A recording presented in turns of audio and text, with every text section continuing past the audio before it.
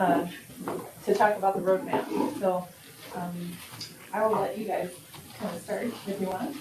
That would be great. And I am just, and I should have done this as well.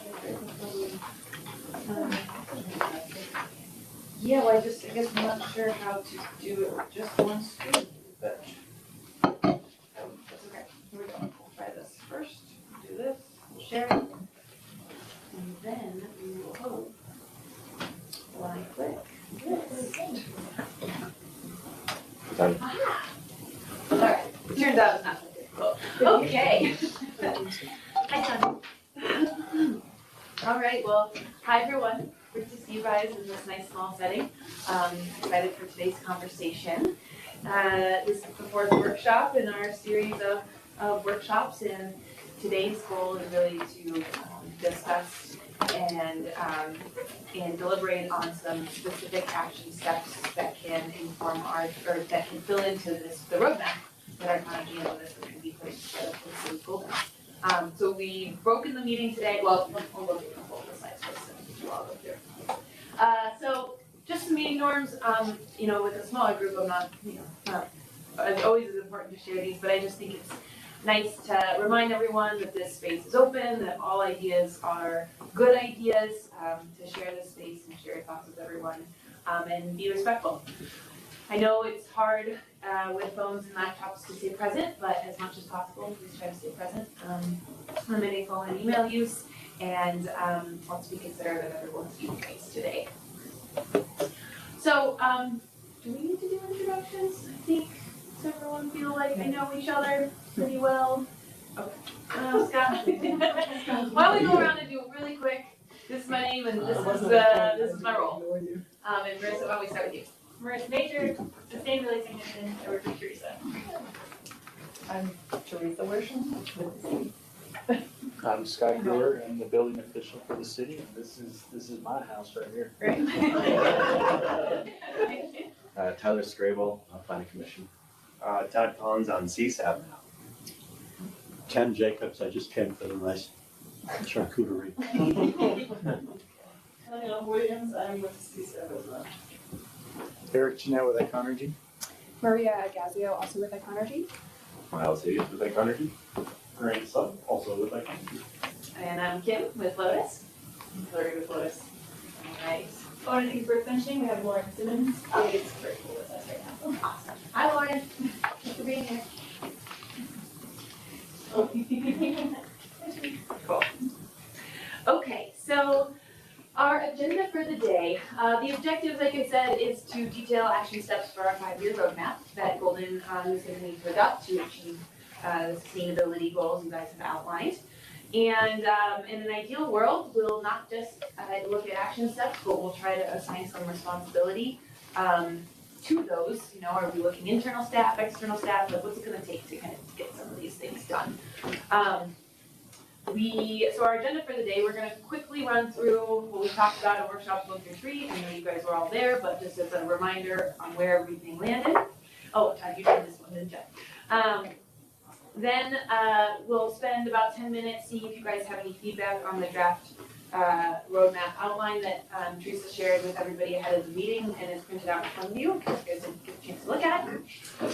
And then we'll talk for the first 40, the rest of the meeting will be split into 2 sessions. The first is going to be talking about new construction, reviewing again the recommendation from the stakeholder group and our consulting group, and identifying those immediate next steps the city should take to move that forward. Then we'll spend about 40 minutes talking about existing buildings and how we want to build out that 5-year roadmap to decarbonize the existing buildings in Golden. And then we'll kind of summarize everything we've talked about for the day, make sure that we didn't miss any really critical pieces, and we'll be done. Any questions or thoughts? Oh, yeah, fine, please. This is a question for our group. I thought we had in mind to have a 5-year roadmap or maybe 10-year roadmap for existing buildings, but for new buildings, I thought we were looking for an immediate recommendation. So I don't know if we need a 5-year roadmap for We'll have the immediate recommendations, and then they're going to be included in the roadmap as just kind of part of how we got to recommendations in the roadmap. So part of the struggle is we don't necessarily know what's going to move forward right this summer, and so the idea is like, where do you start the roadmap? And so we'll have to kind of navigate that a little bit, but yeah, we're going to have immediate recommendations for council for you, and the roadmap is intended to move from there Okay, so forward. it's just part of the overall. Yeah, it's like So year one, figure something out for new buildings. something like that. Yep. But I think the semantics are important. I would much rather not use the word roadmap for Immediate. what's intended to be immediate. So you'll see the way that the presentation is laid out is immediate actions and roadmap actions. The way the roadmap is laid out is sort of how did we get to our roadmap actions, and that includes some of the immediate actions. Does that make sense? So we definitely are like, Let's definitively. look at it when you. Okay, yep. But yeah, that's exactly our intention, is to talk tonight about immediate next steps to move forward in building code, and then discuss that 5-year timeframe for existing buildings. Okay. So let's go back in time to workshop number 1, where we presented to the stakeholder group these 3 code package options. There was the 2021 plus readiness, the 2021 plus the NBI digital overlay, and the International Green Construction Code with the DOE Zero Energy Ready Homes Program. As you all recall, through workshop 1, we heard loud and clear from the stakeholder group that we wanted to see options within these packages that reflected an all-electric or net zero construction code. And so in workshop 2, we brought back, and this is just some photos to remember the good times, we brought back to you guys option A plus and option B plus. Option A plus was the IDCC plus the zero energy appendix for residential and commercial. And then for B plus, it was the NBI all electric overlay. So we discussed, we had a lot of discussion around the options in workshop 2. And at the end of workshop 2, we asked folks to throw their comments on these boards as to how they were feeling about the different code options presented, the questions they had, the comments, the statements of support they had, and then the concerns they had. And as a reminder, the red stickies that you were looking at were concerns. The green is, I guess, kind of difficult to differentiate between green and yellow. Green were statements of support and yellow were questions. And this is, again, just to kind of show you guys a heat map of what happened.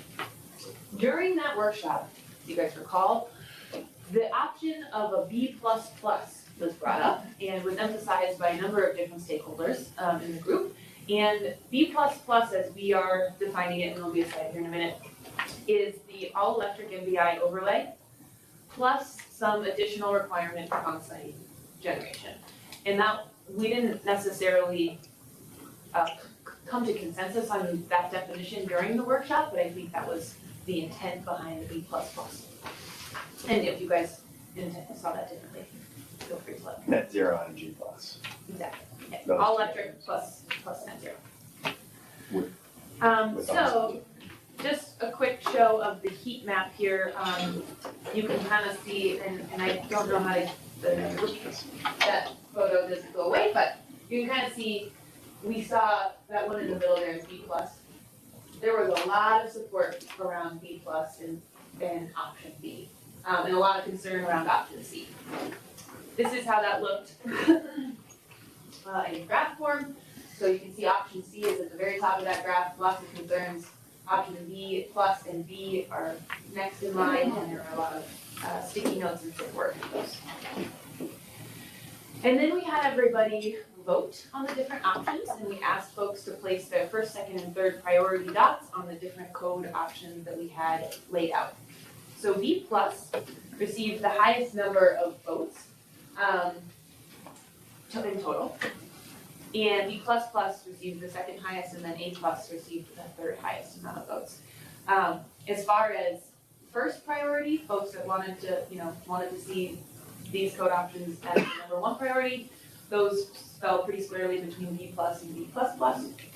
And for second priority, B plus took the majority, and the B plus plus and A plus got the rest.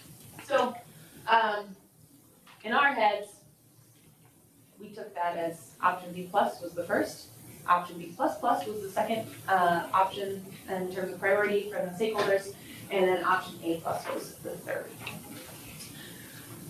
And here's our definition of that B++. So B+ is the one that we were considering in that group for commercial and multifamily new construction, and then I think B++ really had an emphasis on single-family homes to require that on-site renewable energy generation. And then we moved on to Hold on. workshop. Oh, yeah. Go ahead. Why do you say B++ was only for on-site renewable for residential? So that goes into the recommendation that we're bringing. We'll get to that in a little bit more detail, and I think it's going to be. Hold on, Mike. Does anybody remember that we made that differentiation that the readiness should be, Residential. Residential. you should only. Single family only. So going I through the thought it was for comments, everything. there were a lot of concerns with so if we required all new construction, there were a couple different avenues, right? Most of it's built out. Most of the new construction, there was some concerns with the solar garden capacity and where you put that. And so we really saw more of an emphasis with the notes and the feedback on definitely new homes, new home construction, definitely all electric, definitely solar. Now, that's part of why we're having this discussion, right? Is that that's just kind of the conclusions that I've come to. But, you know, it would be nice to come to some consensus on that recommendation today. So we'll get there, but that's definitely. I think to Tanya's point though, like we currently require solar to be on site for commercial, Right, but not 100% offset, right? Like a 10%. right. So Yeah. that So we don't want to lose that part of it in the new version. Yeah, so sure. I remember, and maybe that's just my interpretation from the day, I remember that the difference between B+ and B++ was, one is the readiness, whether it's commercial or multifamily, and the other one is you actually put everything into the capacity that your house and your property supports, whether it's commercial or multifamily, and if you're commercial and you cannot do 100% on-site offset, so be it. Yeah. But it's that you're not just putting in the loose cables and wait for the future to put the sources in. And I believe, and Miles, correct me if I'm wrong, for B+, for commercial, they require some on-site renewable energy. For B+, it requires some, in addition, yeah, there's more required in B+, but it's not 100% offset the way B++ would be. So plus is going to be like similar to the net zero, the A+ option. So we're kind of building it ourselves, right? NBI didn't have that requirement, so we added that. We said B++ will have 100% offset through purchase of RECs for commercial or on-site, and just on-site or solar garden for residential. Does that sound familiar? And so based on, you know, other feedback, we can change this any way we want, but I was just drawing my conclusions on my recommendations. And it seemed as though it was more realistic based on all the feedback. If we are representative of the community, it seemed to me that it was more realistic to expect that we could get past an all-electric net zero 100% solar on-site for residential. And my thought was, as you'll see with the building performance recommendations, right, and the benchmarking recommendations down to 5,000 square feet for existing buildings, and having that building performance, I don't want to get ahead of Kim here, but just having that aim for existing buildings is going to be in large part more beneficial, a greater greenhouse gas emissions reduction than the small percent that you have left to build out, right, for commercial space. So that's up to the. Can I call it time out for a Sure, second? yeah. Teresa, could you clarify what we're trying, this would, I think, be helpful, what we're trying to achieve today? Because I'm not sure we need to achieve any kind of consensus today, or is that the plan? I think Because there's still so much that we need to digest, and I probably am gonna go back to some of the videos. I think we need to recapture what we maybe heard, whether it's consensus or not, and what the main arguments were, and capture that. yeah, But so tell me what you think. the roadmap isn't necessarily to, capture everything that we've talked about. It's a plan for the future. So what I'd love for us to do tonight is get to an agreement on the outline for what the roadmap's gonna have. The content isn't finished yet, and we'll fill in the blanks after this. But if we can get an agreement of what this roadmap looks like, I did want you guys to have that conversation about like having new buildings be a small portion of it, but it's not nearly like the significant equal portion in the roadmap because we're moving on from that. So as long as we can get to, I think, what the outline works, we don't have to solve the rest of the issues. This is going to be mostly all the technical advice from the consultants here. This is where the consultants are, really going to be useful for this to wrap in their technical knowledge to this future 5-year plan report. We still have to do a whole bunch of outreach with the community. So that part, that recommendation of what the two boards are going to recommend to City Council is not even close to being kind of decided at this point. And you guys will have discussions about that in August and September. So if we can get to a really good skeleton outline of what the roadmap is in this meeting, we have 2 hours, and I think that would be like the most productive use of our time. Teresa, point of clarification, are you using the word roadmap specifically as it relates to existing buildings? Or are you using the word roadmap as it applies to our recommendations, or the recommendations that will be offered for new buildings? Because if in fact that's the case, I want to get that, I strongly believe that's the wrong terminology. I agree with you there, and we kind of had this conversation kind of leading up to this, that existing buildings is a upcoming, new construction is an upcoming action. That's something that you will make recommendations and hopefully council is ready to act. And we have, But when you talked about goals for tonight, you were talking Yes. about goals so to adopt, to agree on some Yep. stuff about the roadmap. So the But parts, what are our goals with respect to new construction? the new construction is near-term actions and other things that we don't yet know about new construction that we should periodically revisit over the next 5, 10, 15 years. What we adopt this fall or this winter for new buildings isn't going to be the only action. We're gonna have to consider newer technology. We might revise some of these things. So this much of the roadmap should talk about new buildings. Sure, But that's it, because it's not just set in stone forever, whatever. right? But in terms of our goals for tonight with respect to new buildings, Yes, are we trying to agree upon, An immediate if not all, recommendation for not, city council. either at one extreme, or at least at a lesser extreme, the parameters that would be applied to the board formulating that recommendation? No, I just want Or to not- be pretty clear, we went into this whole thing saying for new construction, we want zero energy, it's just a question of which code.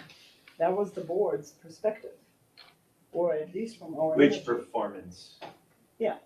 So it wasn't to create a roadmap where we first are ready and in the future. I'm agreeing with you. So what the consultants are gonna do is focus very shortly on new construction for this roadmap. Okay, because I It's see gonna be a there a small- B plus, which is ready, which is not zero energy. Understood. So we're not gonna debate the merits of whether or not that is your recommendation going into city council this fall. It's a small portion of the roadmap.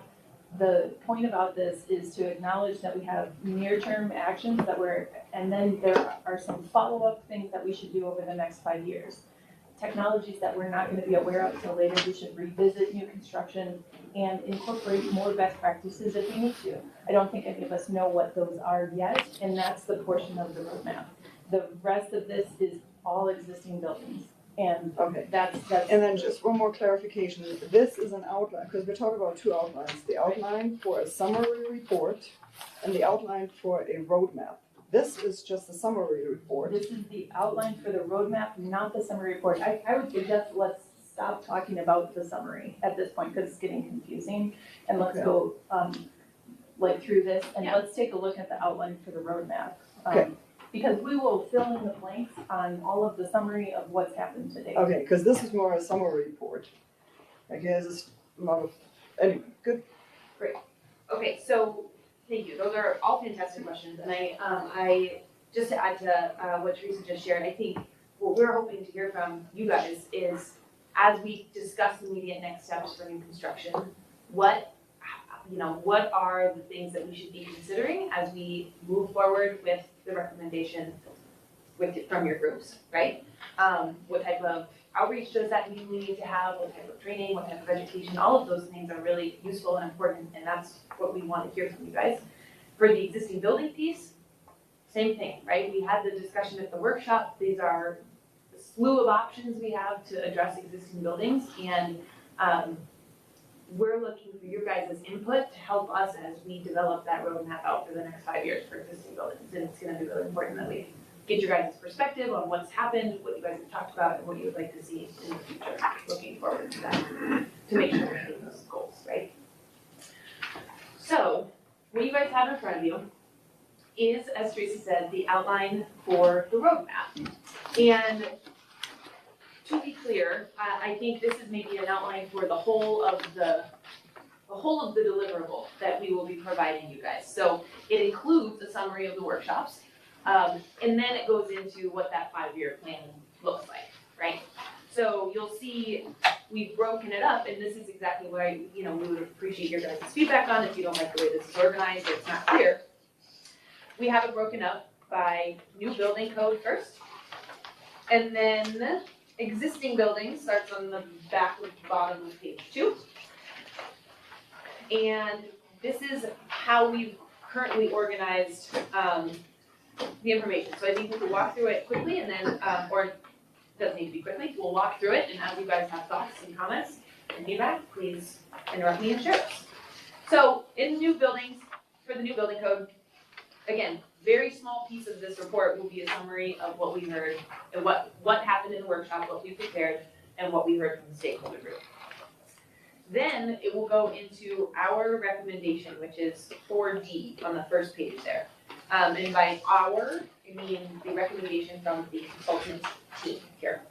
And so, as you can see, and again, if you guys have thoughts on that recommendation, that is something we would love to hear from you guys. None of this is final, right? This is all in draft form. So the recommendation is for that B++, right? All electric plus some level of on-site offset with renewable energy. Then we have a list of things, and I can actually just kind of move us through to this slide, of potential things that Golden might want to consider in moving forward with the B+ or B++ building code. And it's small on the slide, but it's numbers 1 through 6, and it's 1 through 3 on the bottom of this, and then 4 through 6 on the back side of page 1. Things we might need to be thinking about as Golden moves forward with this. How do you want to incorporate on-site renewable energy requirements? There are lessons to be learned from what Louisville did and adopted and how that code shook out in their community, the availability of solar gardens, the availability of on-site, is it going to be a fully required offset, or are you going to ratchet that down to a 50%, right? Those are the types of things we need to consider in the immediate future to move this forward. Thinking about how we track all electric technologies for specific applications. Maybe if you all have, and we've talked about this specific industry within Golden that cannot or does not have the ability because of technology to go all electric, how are you going to treat those? Workforce training and education. That's a barrier across the state when it comes to all electric technology, so how do we want to think about addressing that in the city? Thinking about demonstration projects and case studies to make this transition available, perhaps, to folks. Technical support for developers and builders in the early years of this. Does the city want to think about, this would be a big step for the state of Colorado. I think you would be the first community to adopt an all-electric code. So is there any sort of support that, technical support that would want to be provided to the building community in order to make sure that this is successful? And then determining where exceptions might be necessary, right? And so, yes, it's very important we move this forward immediately, but there are a lot of things to be thinking about as we look at adopting an all-electric with a renewable on-site renewable offset piece. Sorry, what was the 6 again? Why is that now with existing buildings? Sorry, Tony, can you repeat that question? Just number 6, I missed why we're talking now about existing buildings when this is about new buildings. Oh, applications, sorry, this was, didn't get that on the slide. Because, of the existing building, right, and if you would, I think we should keep it, but if there's a time where a permit is required to be pulled to replace a gas furnace, how is the new all-electric construction code gonna apply to that As a trigger. as a trigger? Which could be talked about in the, but I just thought something this to be. is all just new buildings. Well, even with new buildings, you'll have exceptions like for hospitals, say, or, you know, if you're building some new facility that you don't have an electric alternative, how do we handle that, right? I understand exceptions which are under 7 And Oh, there I'm sorry. should be a variance Number 2. process that we Yep. should not forget. I mean, let's remember that there will be a variance Yep. process. So for us to go big and say, apply for the variance. I think this bullet was just simply thrown in there just as a reminder to, like, you know, to touch on variances, like, I get variance is covered under 2 and 7. I don't understand how 6 is separate from that. Or maybe it isn't. Well, I would say, I mean, 7 is, in my world, that's not a variance. The code already, I mean, all of my codes, there's an exception to just about every code I've written. Variances are, however, in my world are different. As it relates to building codes, I'm not authorized to grant variances. I can grant alternative methods, materials, technology, construction that are deemed to be equivalent or better than the code. So the variance process, it would be obviously. It requires essentially the demonstration of a hardship. And that hardship would be, we can't get electricity in, or we use natural gas because we have a laboratory and we need. And what's really important is, you know, the building, operation of the building is separate from the actual operation of the business. And there will be situations where natural gas will be necessary for the operation of the business. We want to be net zero in the building. So let's remember to keep the buckets in the right, the parts in the right buckets. So if it's an industrial complex, for example, and they're building cars, which is all the energy for the building of the cars is unique and separate from the energy used to actually operate the building, keep it warm, light it, etc. So we're talking about the actual building energy use to be net zero. So let's make sure we'd love to see them go big and go full on. Salesforce.com, I've just recently learned all their servers are completely offset with solar. Their entire business is net zero, and they're going to the point where they're making it so that their suppliers have to be net zero as well. They're going to offset all their business travel as well. That's huge. We're not asking for that. good distinction, thanks. Well, that and just real quick, an exception is not something that it requires a process. It's just part of. Scott, I actually didn't have any question about 7. I have question number 6, and it's not on that list, so I think it should be stricken out, because you probably had a reason to take number 6 out. I think that's fair, and we'll be talking about existing buildings later, so, Just appreciate you to catching belong that in in this section, yeah. this piece of the outline, for sure. So, on that, I think what, and Teresa, redirect me if you think this would be helpful, I think thinking about all of these 1 through 6, in here, incorporating on-site renewable training, tracking all electric technologies, workforce education, case studies, etc. I want to, and maybe these slides aren't maybe the best discussion questions. I would like to pause and see what other considerations are we missing as we think about moving this forward in the immediate future, from you all's perspective. I think the costs. I think at least when we bring it to council and to the public, we gotta know cost per square footage on how that will change between current code, B+ and B++. And whether, I don't know if this all needs to be in your list, but that's sort of what we gotta figure out, right? How does it benchmark with affordable housing? Is it in contradiction or not? And that's the capital cost and the later utility costs. I think that's awesome. Anything else? From your guys' perspective that needs to be addressed or brought forward to council or discussed with your committees as we move this immediate recommendation forward? Perhaps it might make sense to define what it is we're talking about, like I just mentioned. Yeah.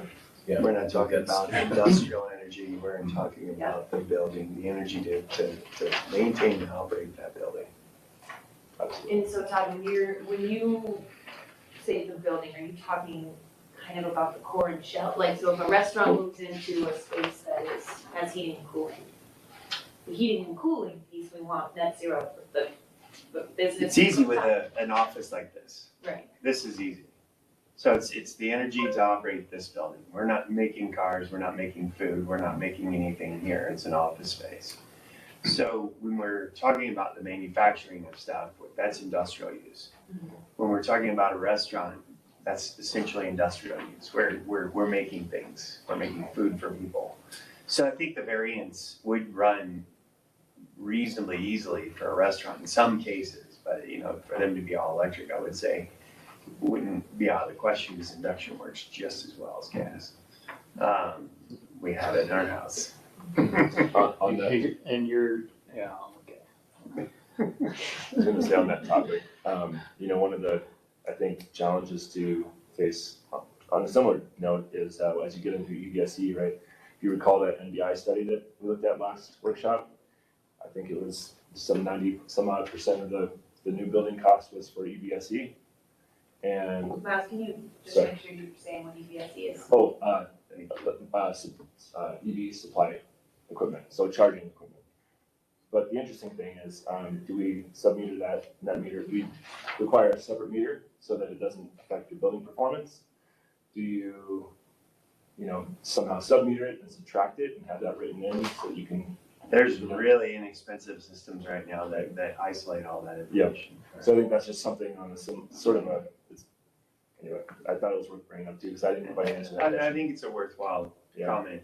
And like I said, there are metering systems that don't require sub-meters. There's monitoring systems that you can put everything into a bucket. Yep. So, and they're not that expensive. Yep. And one more comment on, we'll get into more of these recommendations, but I think you guys will appreciate, if you're gonna talk about upgrading your supply voltage to your homes, I think, personal opinion, but I think it's a missed opportunity if we don't go with smart circuit boxes as well. I mean, we can get into the semantics later, and that's kind of part of the additional recommendations in here and like the additional studies, but I think that's one as an immediate recommendation. If you're gonna go net zero homes, you're gonna be talking about changing your supply. Like your breaker panels. Your breaker panels, I think that there should be something in there to get ahead of the loop and say, hey, look, this needs to be It's gonna smart. be required. Right. Yeah. And it's not required in the way that it's written. And that's probably a good note to make. Yep. I think And so. the recommendation to city council, in order for this to work, it's gonna require metering. Or Yeah. Smart. sensors and metrics. Yeah. Kim, 2 points. One, on number one, how to incorporate on-site renewable requirements. I think it's important to elaborate that and to what extent to allow off-site offsets and how would that be defined, et cetera. For example, you made a reference to the Rex count. I would like to say no, but maybe yes, maybe no. How to incorporate on-site That point is not spelled out here. Mhm. Okay. And then secondly, there is a important tangential point that I'd probably just go ahead and include here, and that is something about the state of the grid. The grid today is, I believe, something like 27% renewable. Excel targets 80 or 85, depending on what you believe. 2030. By 2030, and does it get to Carbon 100 by neutral by 2040 or not, whatever it is. But how this whole process works depends on whether in fact an all renewable grid or grid option Mhm. is available. Mhm. Because as soon as it is, Okay. then in effect, why you require on site sort of becomes, why the hell do that? Might You not know, exactly. the grid's renewable. And I so was- maybe a piece of this to consider in the roadmap for new construction is on a 3-year or whenever new construction codes are revisited at the city, the state of the grid is looked at and that renewable energy requirement is reevaluated if necessary. Accordingly. Yeah. Or, yeah, Revised accordingly if necessary, Yeah. whatever. yeah, I like that a lot. So I heard a couple of things here, just to make sure that we capture everything that these guys are saying. That we should do further studies on costs, that Tanya's talking about, the cost of some of these things. Define what we mean by all electric, and also, I don't know how I'm gonna describe this, further studies on normalizing apples to apples with businesses and commercial and residential, in that we should look at equity and fairness in taking out other uses that might be penalizing to gross building energy usage. It sounds like we have to do more studies on that. At least defining which systems we're talking about very clearly, so that a commercial kitchen isn't confused with an automotive manufacturer or something on those lines, right? I think clarification Yeah. is key on that. So that sounds like another suggestion in the roadmap, is that we need to do further studies on that. And then the last one that I'm hearing is, we really need to have this conversation about what we mean by off-site and on-site, and the percent that is distributed generation, because it's gonna keep coming up even as the grid goes. So that's a good summary, and we've got points here so we can make sure it goes in. But there were other points we had when we discussed this. Your colleague, Scott, said she definitely wanted to know what the impact is on her administrative costs on, and I wonder, Scott, I remember you were not a fan of B++. No. So if we were to recommend B++, what are your concerns that we need to evaluate?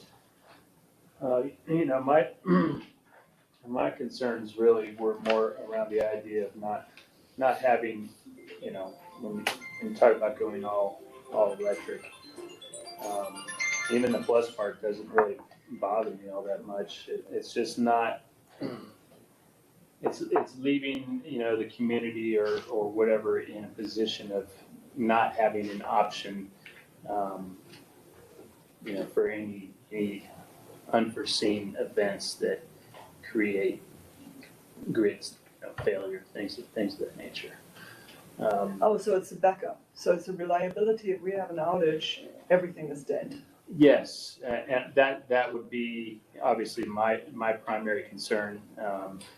You know, I have no idea how this will impact my staff as it relates to, you know, reviewing these projects, and I guess only time will tell. You know, we traditionally always operate on a very small staff here at Golden, so.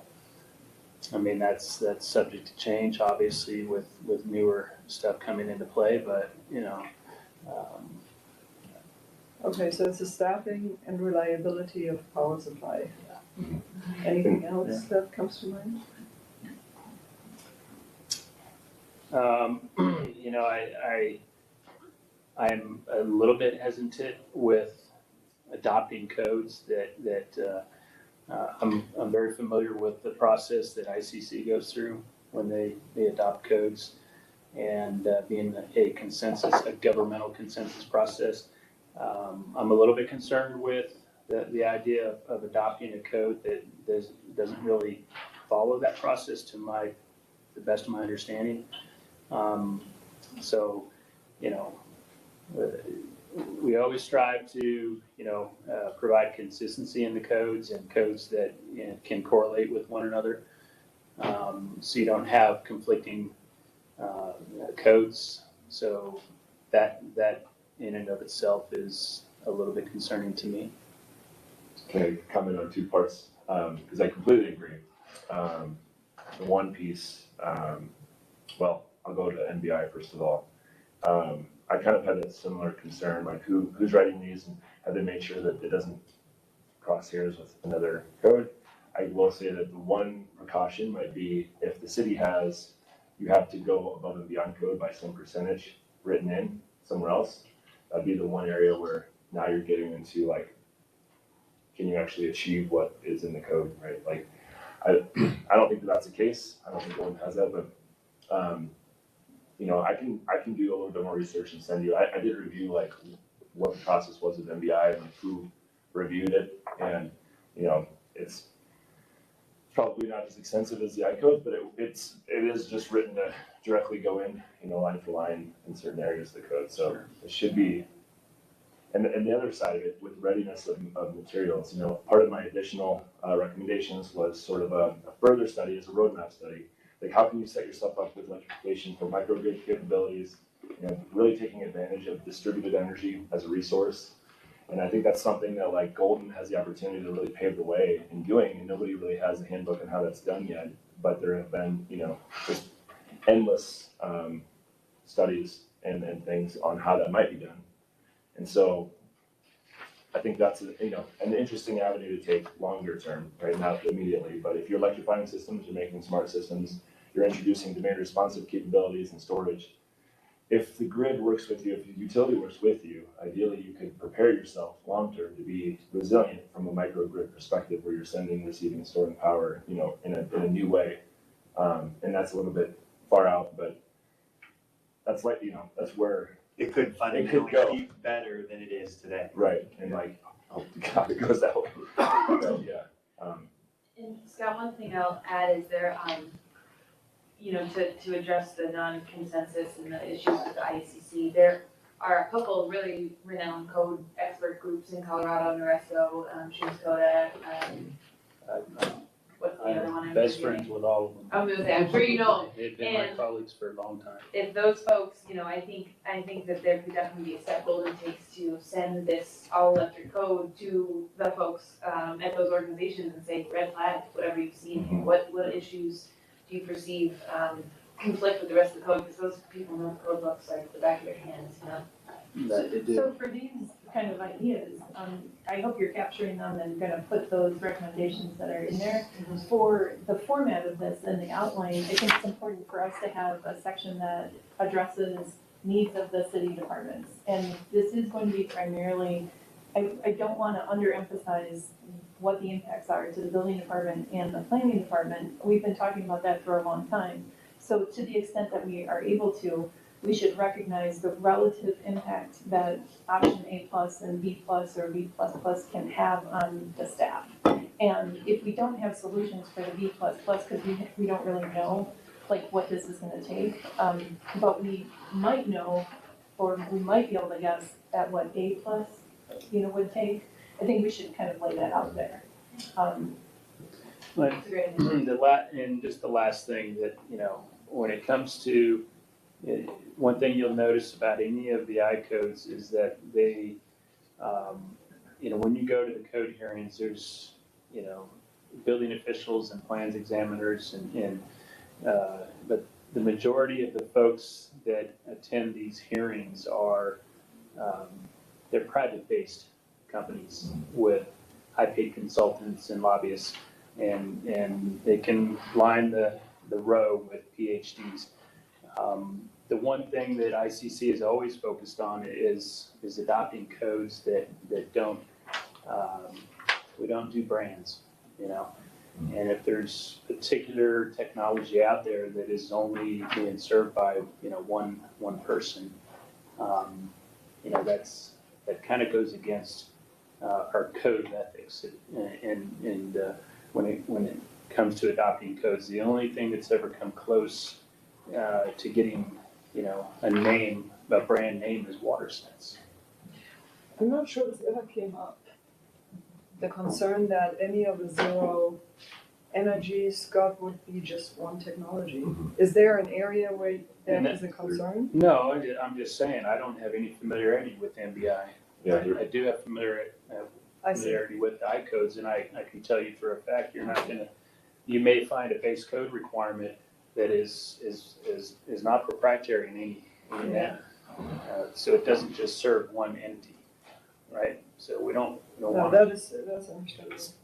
I can just give you my 2 cents on my limited experience in specific technologies. I didn't get a sense that NBI was going to favor any specific brand. I didn't think that anything in there was, I think, in my opinion, there are plenty of vendors and plenty of technologies capable of meeting what that code says. Now, I will say that I had planned, and you will see, to do additional studies on things like 120 volt heat pump water heater. Now, unless I'm mistaken, I'm pretty sure there's only one manufacturer of those. Maybe not, but There are 3 working. 3, okay. So just, there are those types of recommendations I can leave out, but. Right, yeah, that's just my 2 cents from, I've attended dozens of code hearings over the years, and it's always, us against them. Yeah. But we're, there's just a lot of expertise in the room, so. Yeah. Thanks, Scott, for sharing those concerns. I think those are all very valid and something to be keeping in mind as we move this forward. Is there anything else that you guys want to touch on as far as what we need to be thinking about? What is the council going to ask you guys about? As far as making a note regarding Scott's input, I mean, if we were to summarize that, what would that look like? I mean, there's, I'm wondering the same thing right now. I think we want to make sure that we're mindful of his comments. Sure, I mean, so I think we are capturing more or less verbatim what Oh, he just awesome. said. Yeah, you know, I have a whole new outline. So, Great. but I would say, from what I heard, and Scott, tell me if I'm wrong in reiterating this, that, providing a lack of choice for folks in case of emergencies, pigeonholing them into a specific, fuel type, is a concern. And then, just the general vetting that the NBI overlay, that code went through to be published. Was it a process that is of equal merit to the ICC, and how do we know that? And the administrative. Yeah. Resources that need to come along with. Ken? Scott, you're a whole lot more expert than I on the code process and on ICC, et cetera, but there was a good deal of press about how the 2021 code adoption process got backroom jury rigged, where all the analysis had pointed to something closer to an all-electric code. And then in the back room, the lobbyists got at it and didn't go there. We gutted it. They gutted it. We took NBI out of it, so they Yeah. NBI was. And Were we ever? so to describe the process Yeah, we did. as You guys know. we're going outside of the norms of a highly respected and vetted process, in my mind, is a disingenuous interpretation of what happened. End of point. Second point, unrelated, just in terms of format, and I don't really know how your report will be used, how it will be presented, whether it will be shared directly with city council or whether it will be an appendix to whatever it is the board presents in its recommendation. But on the assumption that council will see this thing and that they're diligent people and will take the time to read, I guess I would reformat it a little bit. And for example, on page 1 here, where we get to new building code, I would kind of jump immediately to steering committee and consultant recommendation. Put that in bold, right at the top. And then go through describing the process of how we got there. We considered in good detail options A through C, blah, blah, blah, blah, blah. But to have anybody reading the details of option A plus, option B plus, option C, and giving them sort of the opportunity to say, well, I kind of like, B plus or A minus or whatever it is. This work of the whole committee is such that it deserves statement of where we think things should go right up front.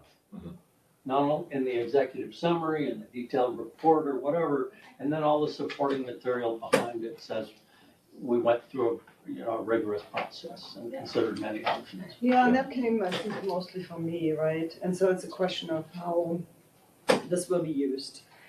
I think I think this is fair, and that's a good approach as it goes to council.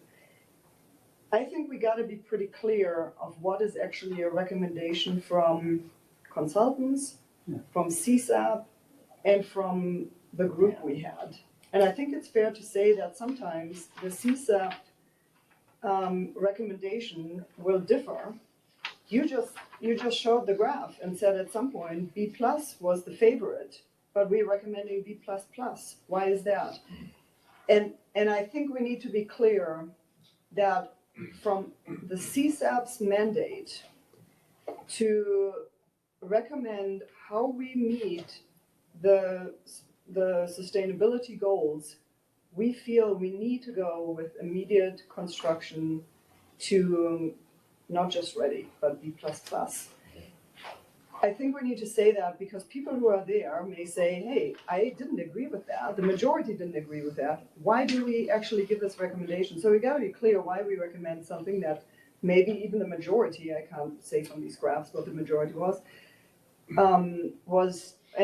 but this process was relevant because we need to think through all of these things. I need to advise council, hey, if you agree we need to go with B plus plus, hopefully we make a good case.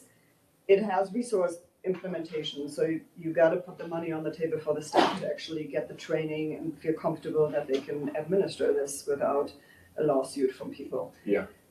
So things like that, I think that's Can I how it's. capture part of that just so that it's on the, record or whatever. You're absolutely right. B plus was like the highest votes. I think that where I landed with it and the way I read it was based on the concerns, based on the priorities, and based on what you've hired us to do, frankly. The B plus is the recommendation, and it landed for me in commercial, and that had a lot of avenues. It had the fact that so much is built out, the fact that we can focus on existing commercial with a stronger policy incentive around existing buildings with the building performance standard down to 5,000 square feet. That being like a real greenhouse gas eliminator for commercial, and that for residential, the real greenhouse gas focus being the B plus plus. And so I pushed B plus plus to being the recommendation for residential new construction for that reason, and left commercial multifamily as the.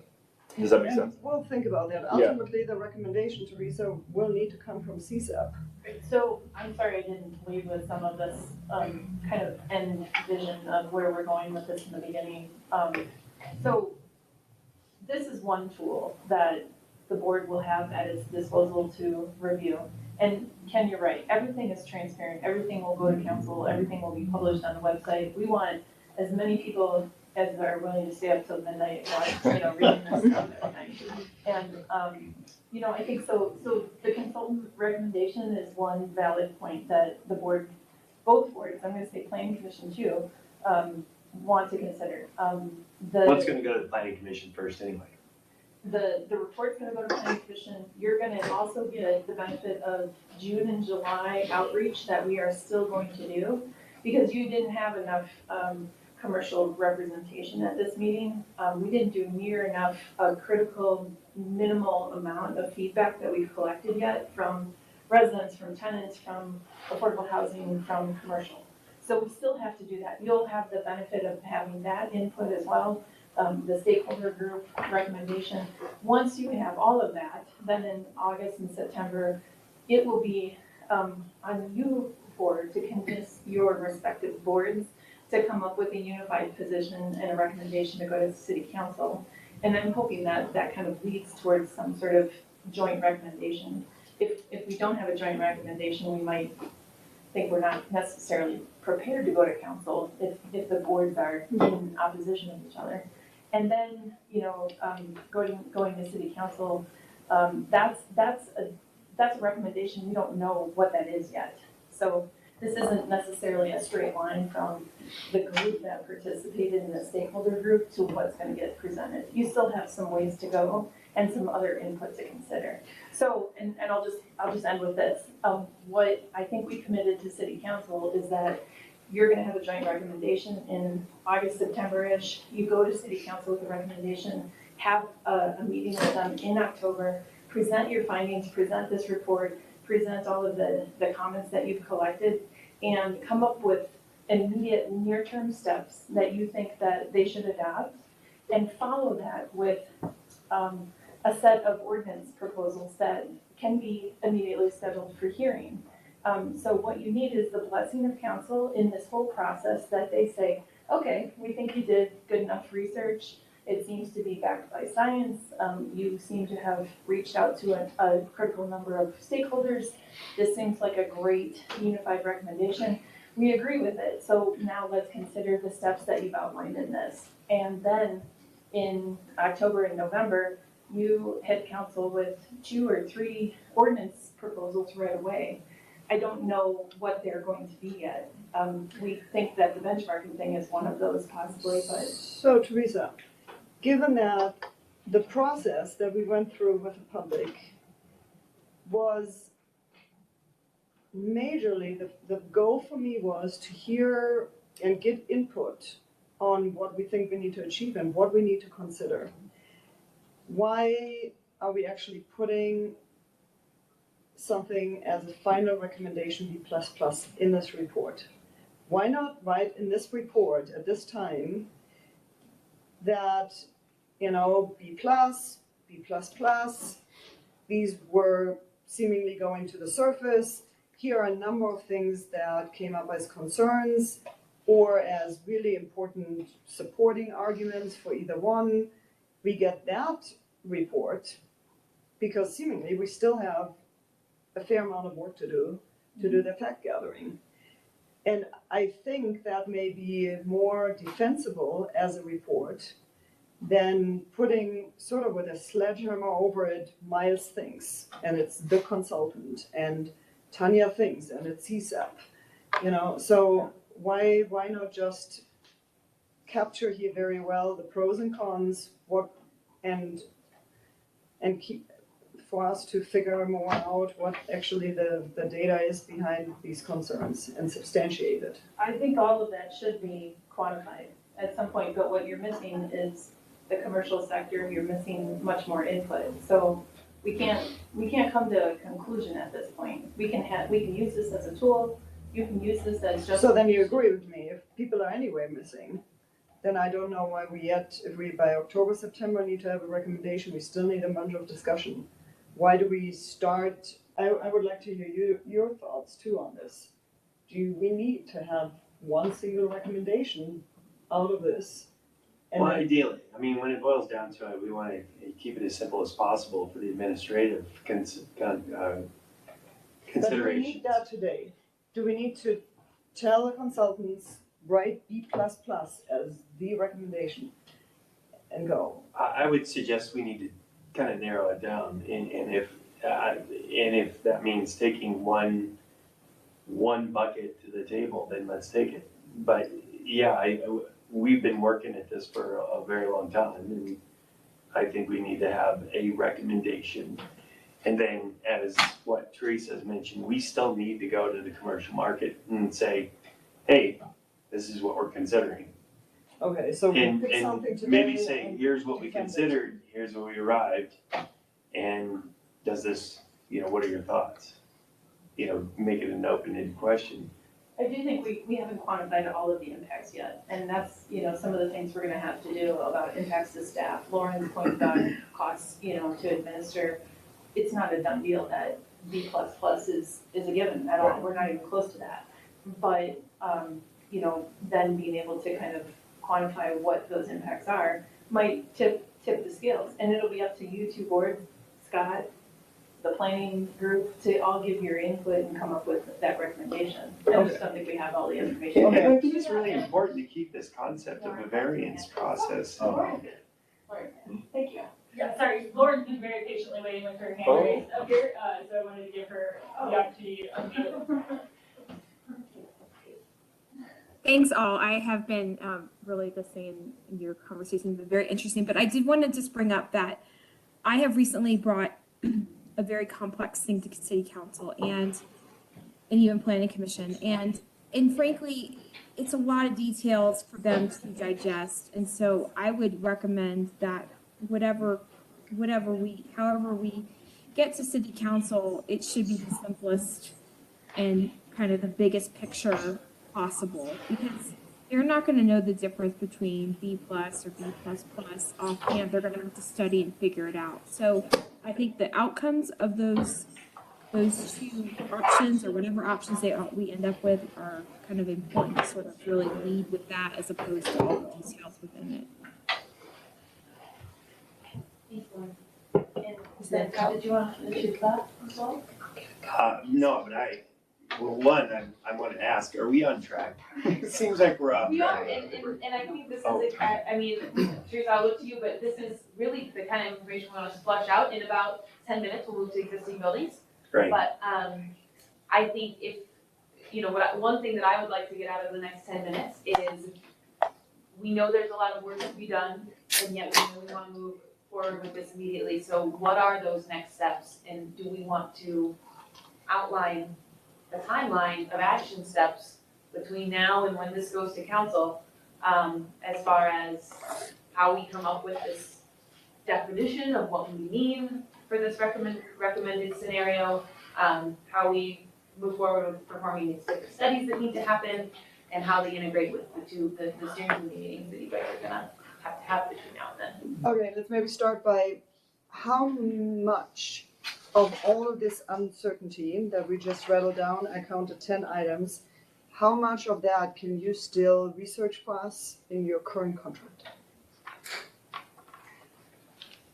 So, But we need to do the rest. That's how it goes. I guess my question would be, how, fair question. that's a fair question. Could we prioritize, roadmap versus, additional study into Roadmap meaning existing buildings. roadmap meaning existing buildings? I planned on my time moving forward being really writing this out and including all of the little nuances that we've talked about in there. Graphically making it very pretty for city council, what have you. Whatever you do with it, you got it, I don't know. But that was what I thought. Now that's. So I think our scope is to complete this roadmap for the city and identify those areas Yeah. with your help for additional study. That is not. So that actually, is not part of it. Todd, I actually started thinking, even the new buildings, there is a roadmap. And the roadmap for me, it looks like a time scale, starting now. What do we still need to do? We have 3-4 months, CSAP to research all these 10 issues that we need to figure out. Then, Before making a recommendation. before making a recommendation, to then the city finalizing recommendations, get it through the boards and commissions. December, be done with that, that's the roadmap for me. But I think one of the primary things we want to do today is figure out what it is, what direction are we heading? Is it B++? And did we get enough feedback that suggested net zero energy as the goal, residential and commercial? Did we get enough feedback to suggest that, all electric is the goal, residential and commercial? And did we get enough feedback that on-site renewable is the goal, residential and commercial? Because we're dividing things into those two categories. We need to really decide, yes, this is where we are or where we aren't. And what are the questions that are still outstanding? I think we discussed that in the last hour. I heard, at least from our boards and from where we have been with the work group, we think B++ is where we need to spend the effort to justify it and to consider all the concerns and make a good case for it, or say how it needs to be, vary with variances or with additional resources. That's our job right now, and then make the case for it, right? So we're sort of To done. Tanya's point, from the steering committee's perspective, do any of you disagree with her statement of B++ is the directive? I think that's the directive. I think that's. I think it was from the beginning. Yeah, All right. yeah, and then it evolves from, you know, And I think that we- after all those other inputs, right? I Right. think that we need Scale up to or have scale, that as a basis so that we can. I think generally we didn't get enough feedback on all three of those items that is the direction. Okay. From others, not just from CSAB or Planning Commission. It was during meetings. Yes, I agree with you. Does that process need to be repeated with public comment? Do you have to go back through that whole process again to come to that So- conclusion?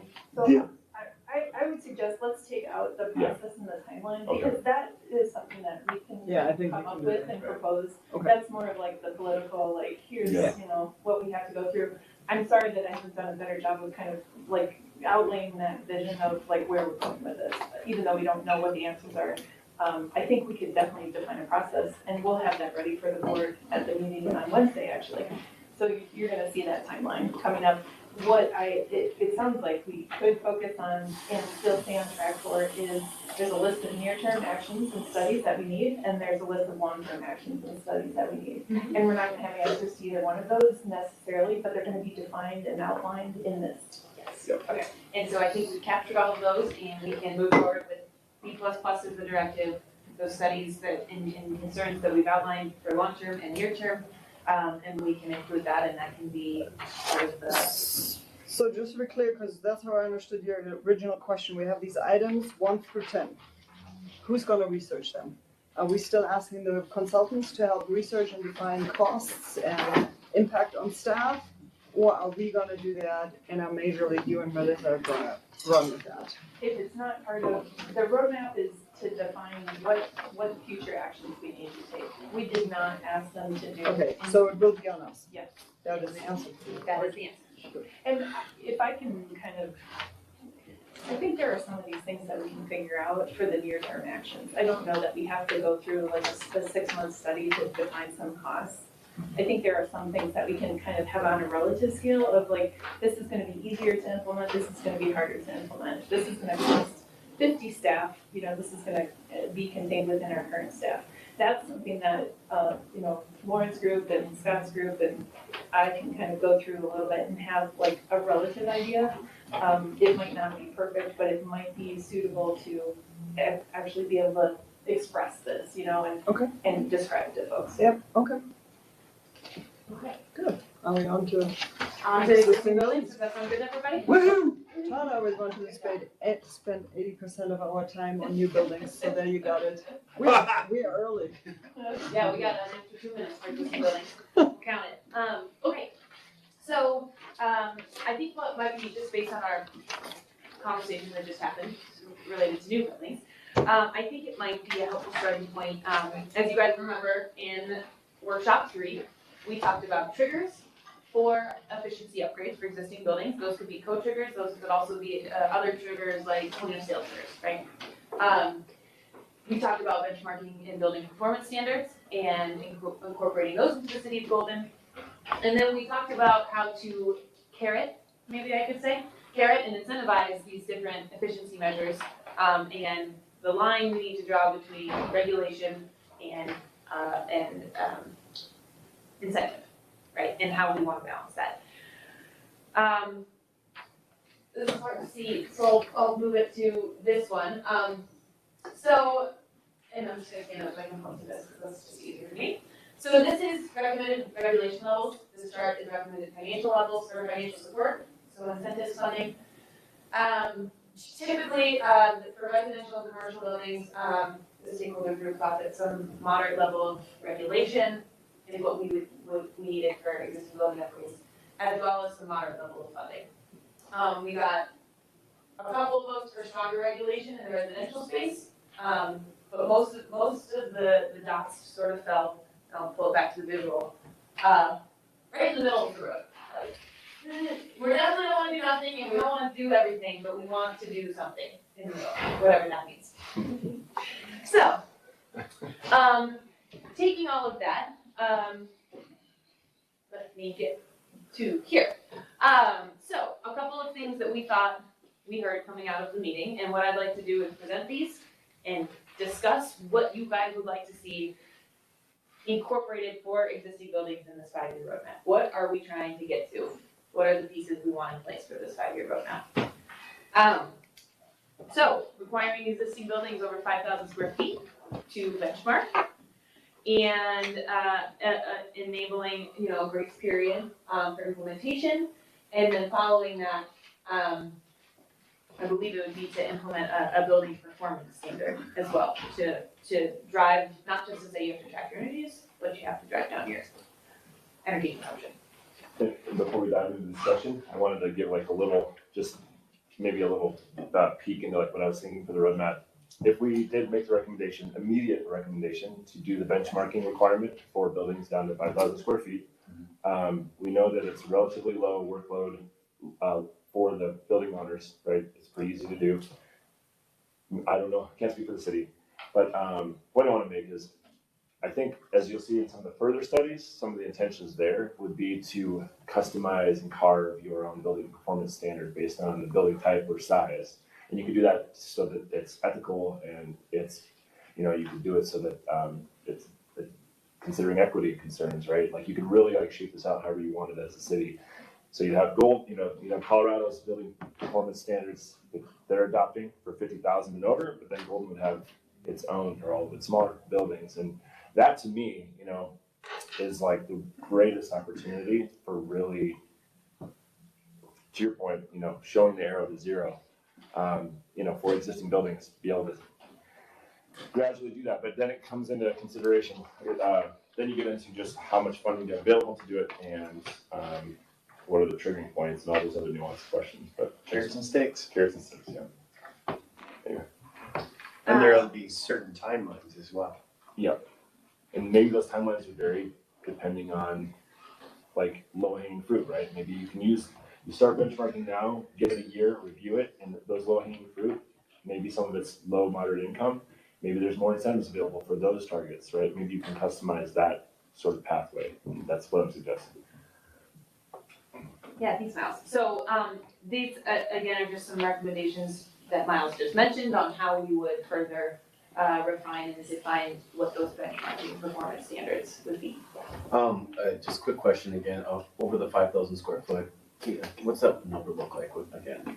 The 600 number- buildings. Yeah, it's, I know, it's just a lot of information trying to There's do like. 52 over 50,000, and there's, I think, There we go, over that's what it was 600 that was over.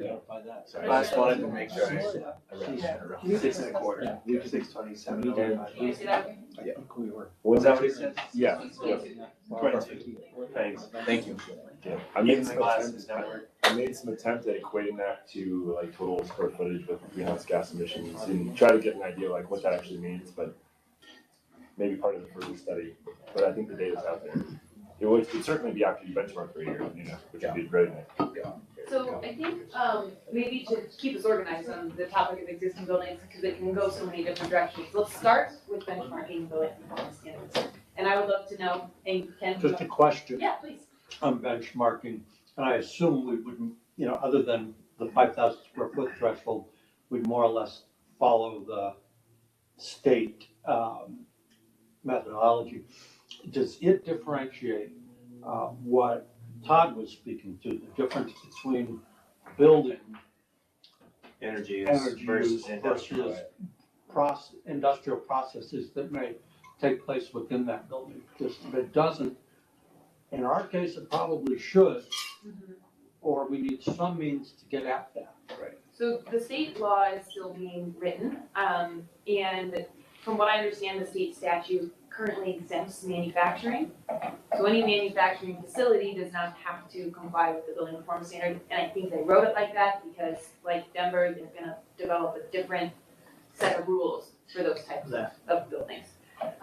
For the rest of the buildings, it is your site EUI target. So remember, energy use intensity is total energy use of your building divided by square footage. Those targets will be based on the building type. So if you have a building that has multifamily on the top and commercial retail on the base floor, Mixed you'll have use. a blended EUI rate that is more applicable to your building. And it'll all be based on the 2021 benchmarking data that they get through their benchmarking program. So once they get all that data, they're gonna take it and they're gonna understand sort of the average energy use intensity of all of these different property types, and then they're gonna set those targets accordingly. So, Yeah, so when you guys consider the recommendation for the benchmarking thing, you'll have some options. Do nothing following what the state has. Consider a bunch of different trigger points, 20,000 square feet down to 5,000 square feet. Do you want just simply reporting, where we're just collecting the reports? Or do you want to move into performance standard, starting to compel better performance? And your recommendation then can go to city council as to what you think we should set. And it'll come with, Todd and I have been talking about resources and software and costs and things like that. So we'll compile all of that and get those to you to consider as well. So the state's using, what, I think it's Touchstone That's it. Touchstone IQ for their benchmarking solution. But there's also Energy Star as a benchmarking solution, there's plenty of others. they're using Energy Star for the benchmarking reporting. Touchstone IQ is just the, I guess you could say the technical assistance office, more or less, running the numbers, to set the targets. Establish They're also strategies. identifying all the buildings that actually have to report. In the state, so they're kind of like the administrative assistant of the state, being like, who needs to participate in this? And what are the, characteristics of those building types? Got it. Is it just based on the use? Or are we talking about actually construction type as well? I think it will be, I believe it's question. Yeah, it's Yeah, like, it's it's unused. It's gonna be on use. number of computers, it's like very minimal inputs. And then there's also for larger buildings, or like companies like Cartake, I don't know if they're using, I mean, never, they have companies that are like automatically taking your utility data, uploading it. So once you build a profile, it can be automated, things like that. but Portfolio Manager will be the reporting platform, and they have an EUI function in Portfolio Manager for those that can have a Portfolio Manager account. There are a lot of buildings that can't get a Portfolio Manager score, and those ones will be given an EUI And target. that's in the Energy Star software. No, that is a free Portfolio Manager account that anybody can access. And online, it's just an online, It's Energy Star. Yeah, it is. Yeah. Yeah, and Yeah. you start with I'm voting. sorry, That's right. I was Yeah, I was like, no. and I don't know if there's any problem, I think I wrote that specifically in there. I don't know if do we need to leave out names like that? No, Okay. I don't know, I don't know, but, you know, if that's what the state's using, Yeah. does it make sense to leave it out because we don't wanna mention brands? If we're gonna use the state, and that does make sense to some degree, that we should use what the state's using. Yeah, There's gonna be economies of scale in that. and I think you said exactly that. I don't know that you need to recommend a company specifically, and just say, like, there could be economies of scale of using who the state uses, but that there are probably other options that we should evaluate. Yeah, and what you'll find is all your not all, but most of your buildings that have had any level of audit done probably already have a portfolio manager account. They probably have a report for the last several years, so hopefully it's an easy adoption for like some of those buildings. Yeah, and there's utilities already feeding their portfolio anyway. So on to, what you guys think we should sort of start to consider here in this 5-year roadmap. And again, we'll have our ideas, but we're here to hear your guys' ideas. Is 5,000 the right threshold? I think from the data you showed, it was clear to me that existing buildings, the highest bang for the buck is in the commercial side. And I don't know whether we end up with 5,000, but I'd like for you to recommend 5,000 because the status right now will be on the other line, 50,000. And it will make our case easier for whatever we think is the sweet spot. Whether it's now 10 or 5 or 15, whatever, it will make our case easier in front of council if the consultant said even we should go to 5,000.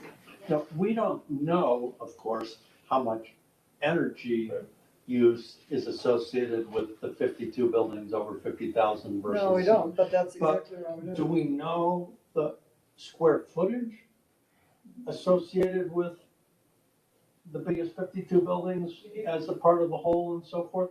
Because that may be useful, and if we can avoid immediately requiring this analysis of a 5,000 square foot building and get 90% of the information we need because we've only initially required it for buildings over 20,000, I'm making these numbers up, then I would start, my personal preference would be to start with whatever group of those, for example, comprised 80% of the square footage, and apply the 80-20 rule. If we can capture 80% of the square footage and only go down to 30,000 square feet or 15,000 square feet, then start there and make it a little easier. I'd make a different argument. Generally, in the first 5 to 10 years, most of what these guys would be doing to improve their buildings are going to be low-hanging fruit things that are very cost-effective, and the payback is very short. Changing their life. So fundamentally, for us to go down to 5,000 square foot and just throw it out there, we want to let council say something different, but more often than not, the upgrades that would be required in the first 10 years are going to pay back in months, if not very few years. That's going to make sense. Everything that they are required to do is going to make more sense than ever. And on top of that, it will trigger action where they wouldn't have otherwise, right? So it'll, if you're a small building, medium-sized building owner, and you're not paying as close of attention, you haven't had an audit or something done. If you say, hey, wow, I'm like way out of whack with my building type, what's going on? There are a lot of studies that support that without even requiring a benchmarking or a performance standard, just having that score, putting it in front of the owner, and they're saying, okay, well, what the heck's going on? That's more likely to, trigger. They're going to say, holy They're shit, gonna I should have done this years ago. And that is, Time out. Yeah. Can I suggest we are not using our time tonight to figure out whether it's 15 or 20,000 or whatever the number is. It's part of the roadmap that we should evaluate going to a smaller than the state 50,000. Is that fair? Because we're going to have a long discussion in that in our For certain, meeting. let's just tentatively put it in at $5,000 and call it good. And let's let Lauren unmute herself and give her feedback as well. I just have a really quick question. Do you know, or maybe the consultants know, if benchmarking programs have had any impact on sort of redevelopment or new development? Like, do they cause people to want to redevelop more often because people are tracking and saying how inefficient this is and that kind of thing? I'm thinking about it as a planner. That's my question. good question.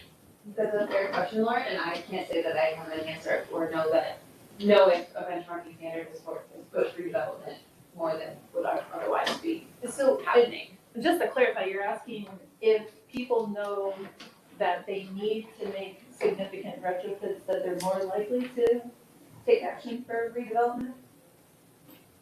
Is that what you mean? Yeah, that was kind of my question. Like, is there kind of a cause and effect? And would you think that's a good thing or a bad thing?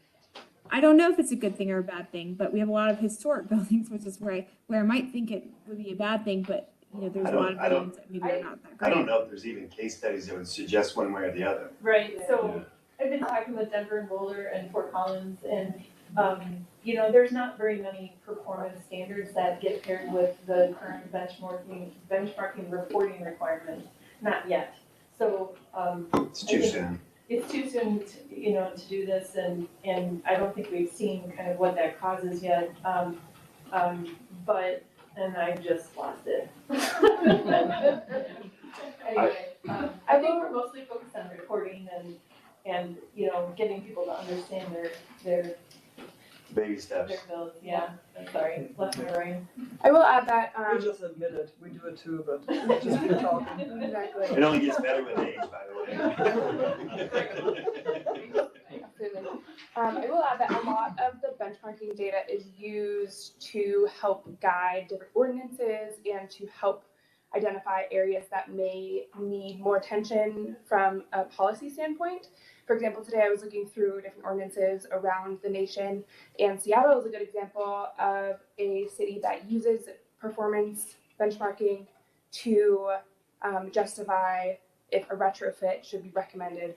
And so they'll suggest, it's not exactly a mandate at this point, but it's a suggestion that, hey, if you're scoring X amount, you should likely consider certain energy conservation measures in your building. Here's a list of potential options for you. So Okay, in that case, it would help suggest renovations, but it's not really written into policy right now that it's a hard and fast rule that if you score X, you have to do this.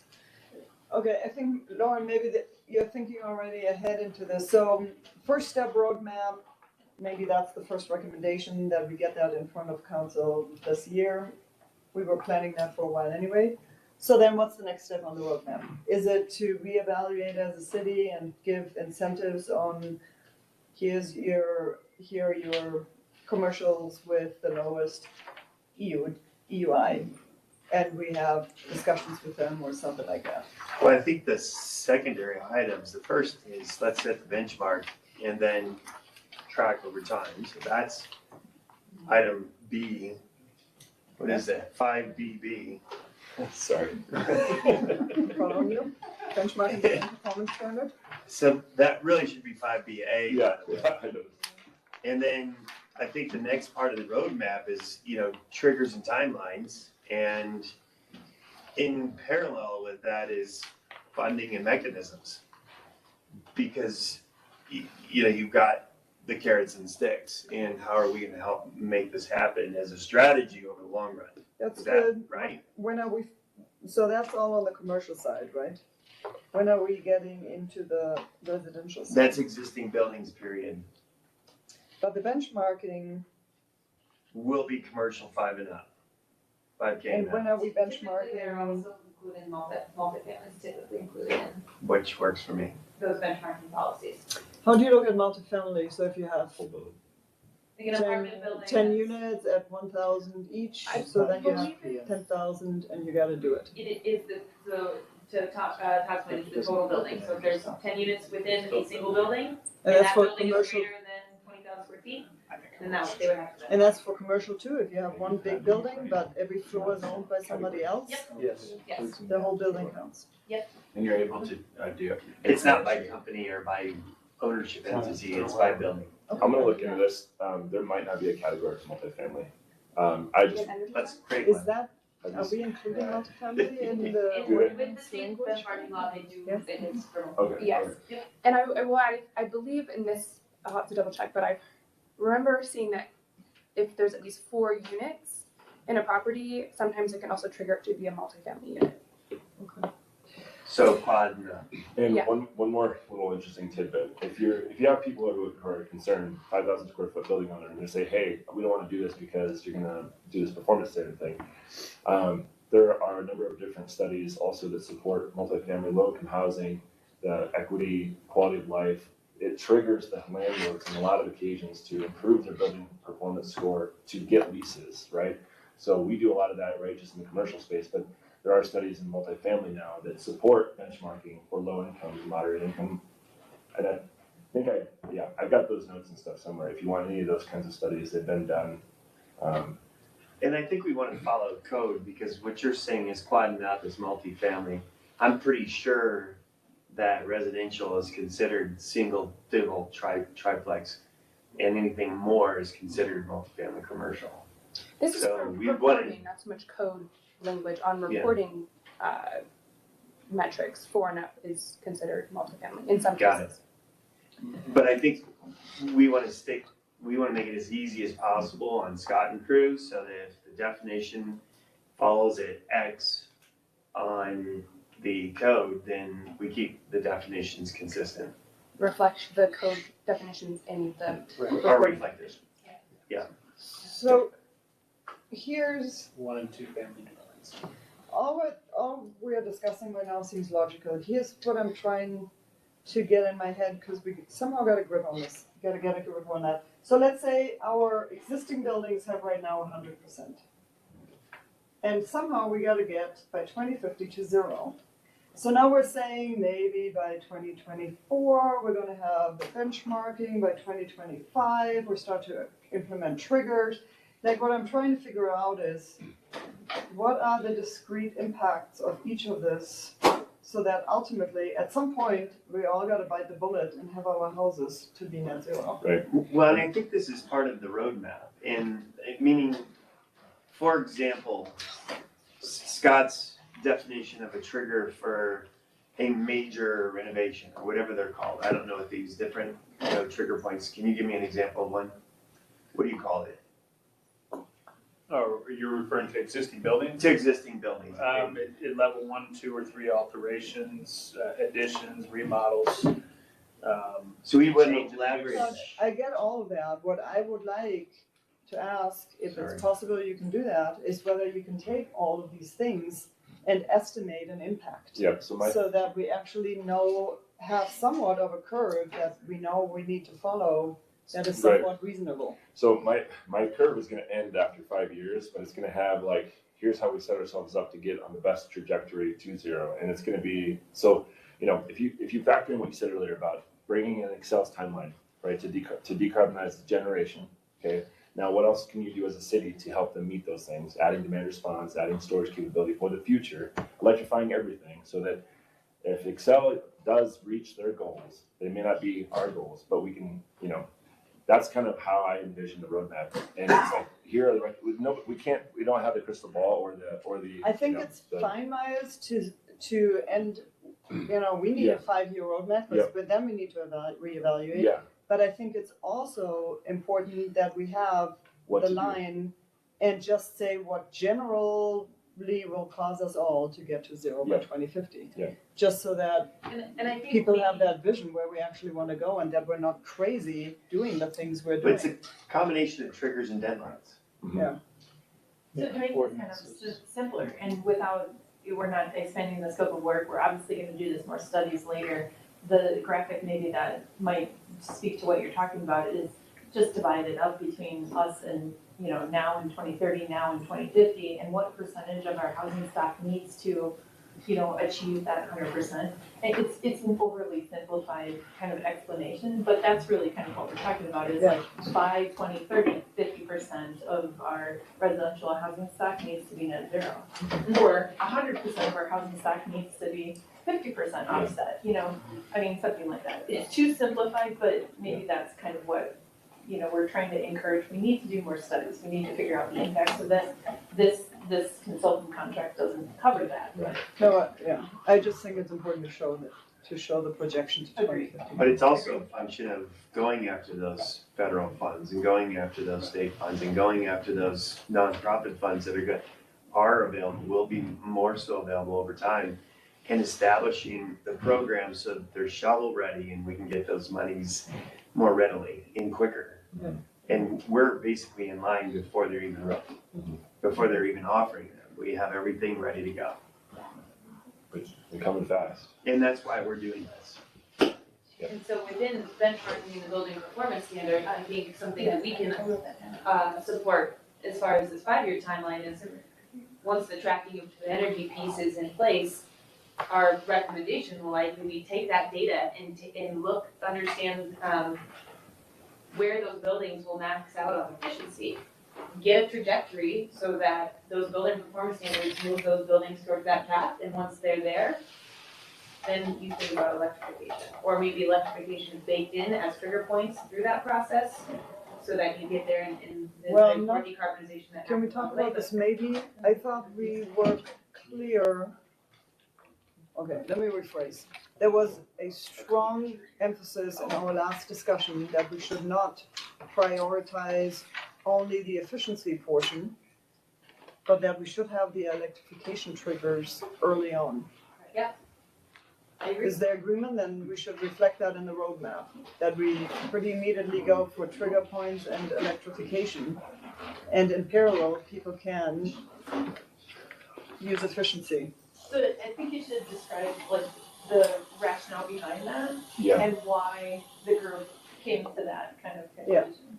and I wanna make sure I understand, you're saying wrapping electrification to trigger points, so. So we had the discussion, Teresa and Scott were strong proponents for, first, let's increase efficiency of building, increase the efficiency of the envelope. Mhm.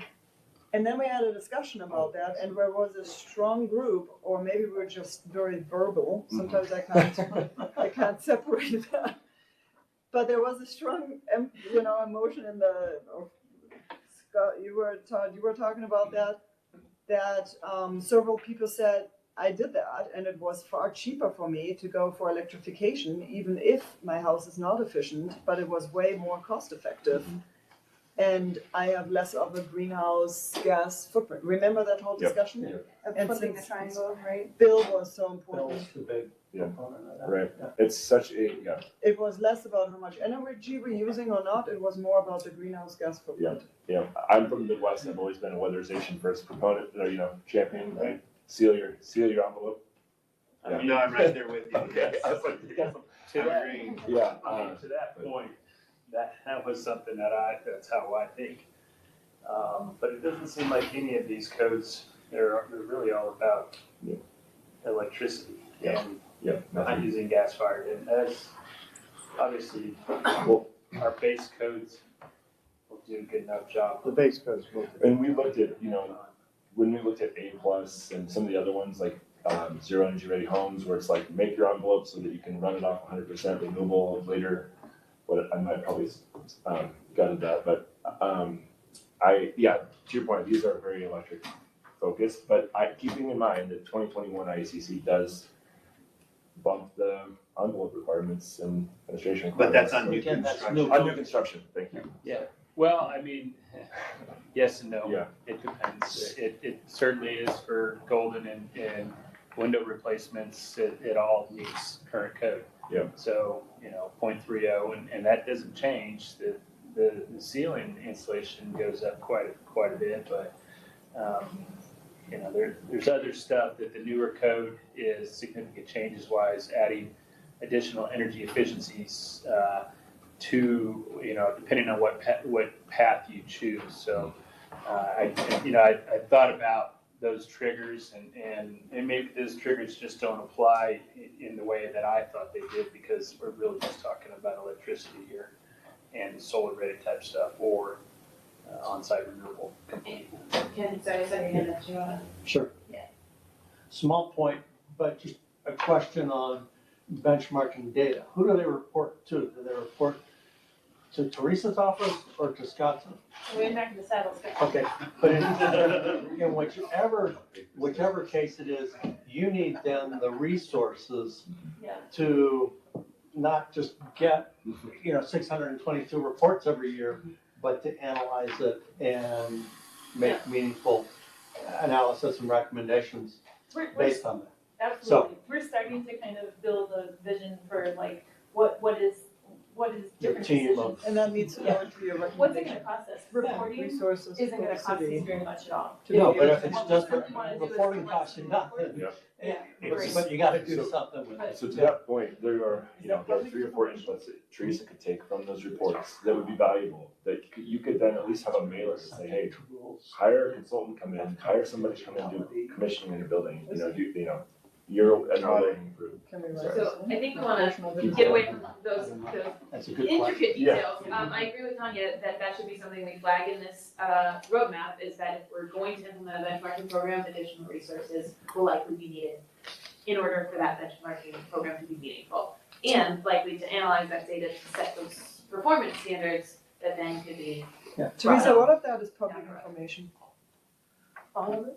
Which part? What do you mean? Oh, the report. The reports. All of it's public. Yeah. So you're gonna know which building in effect How used. much Wells Fargo How is much? blasted? You'll know their DUI and their Energy Star score. I think that's what this thing And is. even if it's a single tenant, then Yeah. they're not. We have a baseline.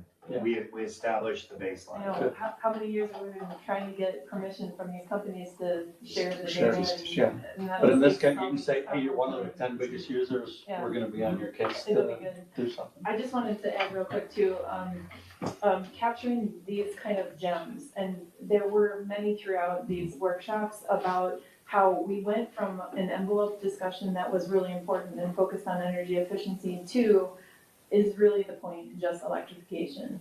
I would love for that to be captured in there somewhere, because these are the custom golden things that are going to be more appropriate for our community and maybe not for some other community, but, you know, those are the conversations that I kind of want to share with the rest of the community out there, so.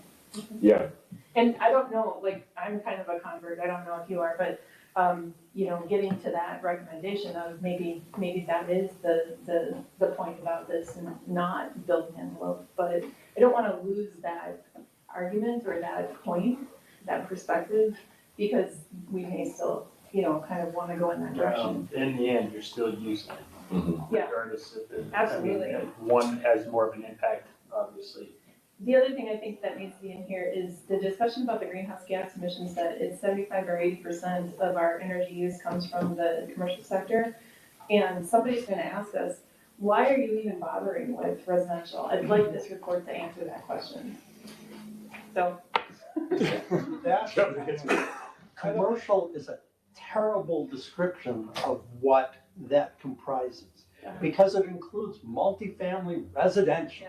Yeah. And it includes all these government institutional entities like the School of Mines and the City of Golden and Jefferson County and the state of Colorado and the federal government. But even That are- so, And you need further, I mean, this is to me the quintessential, we need better, further study to disaggregate commercial into many significant component parts.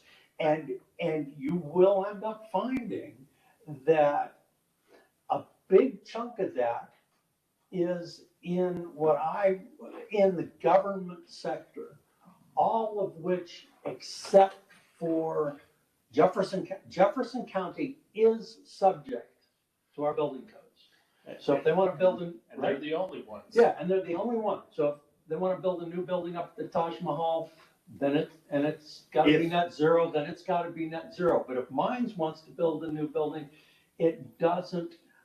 But I really, really, really hope that one of our recommendations is that, you know, once we've defined that, you know, maybe 30-40% of total energy use is not subject to our codes because it's mines or whatever, that we still intend to engage with them and ask for their voluntary participation in The entire whatever redevelopment it is. of everything on the other side of 93 is gonna be zero energy.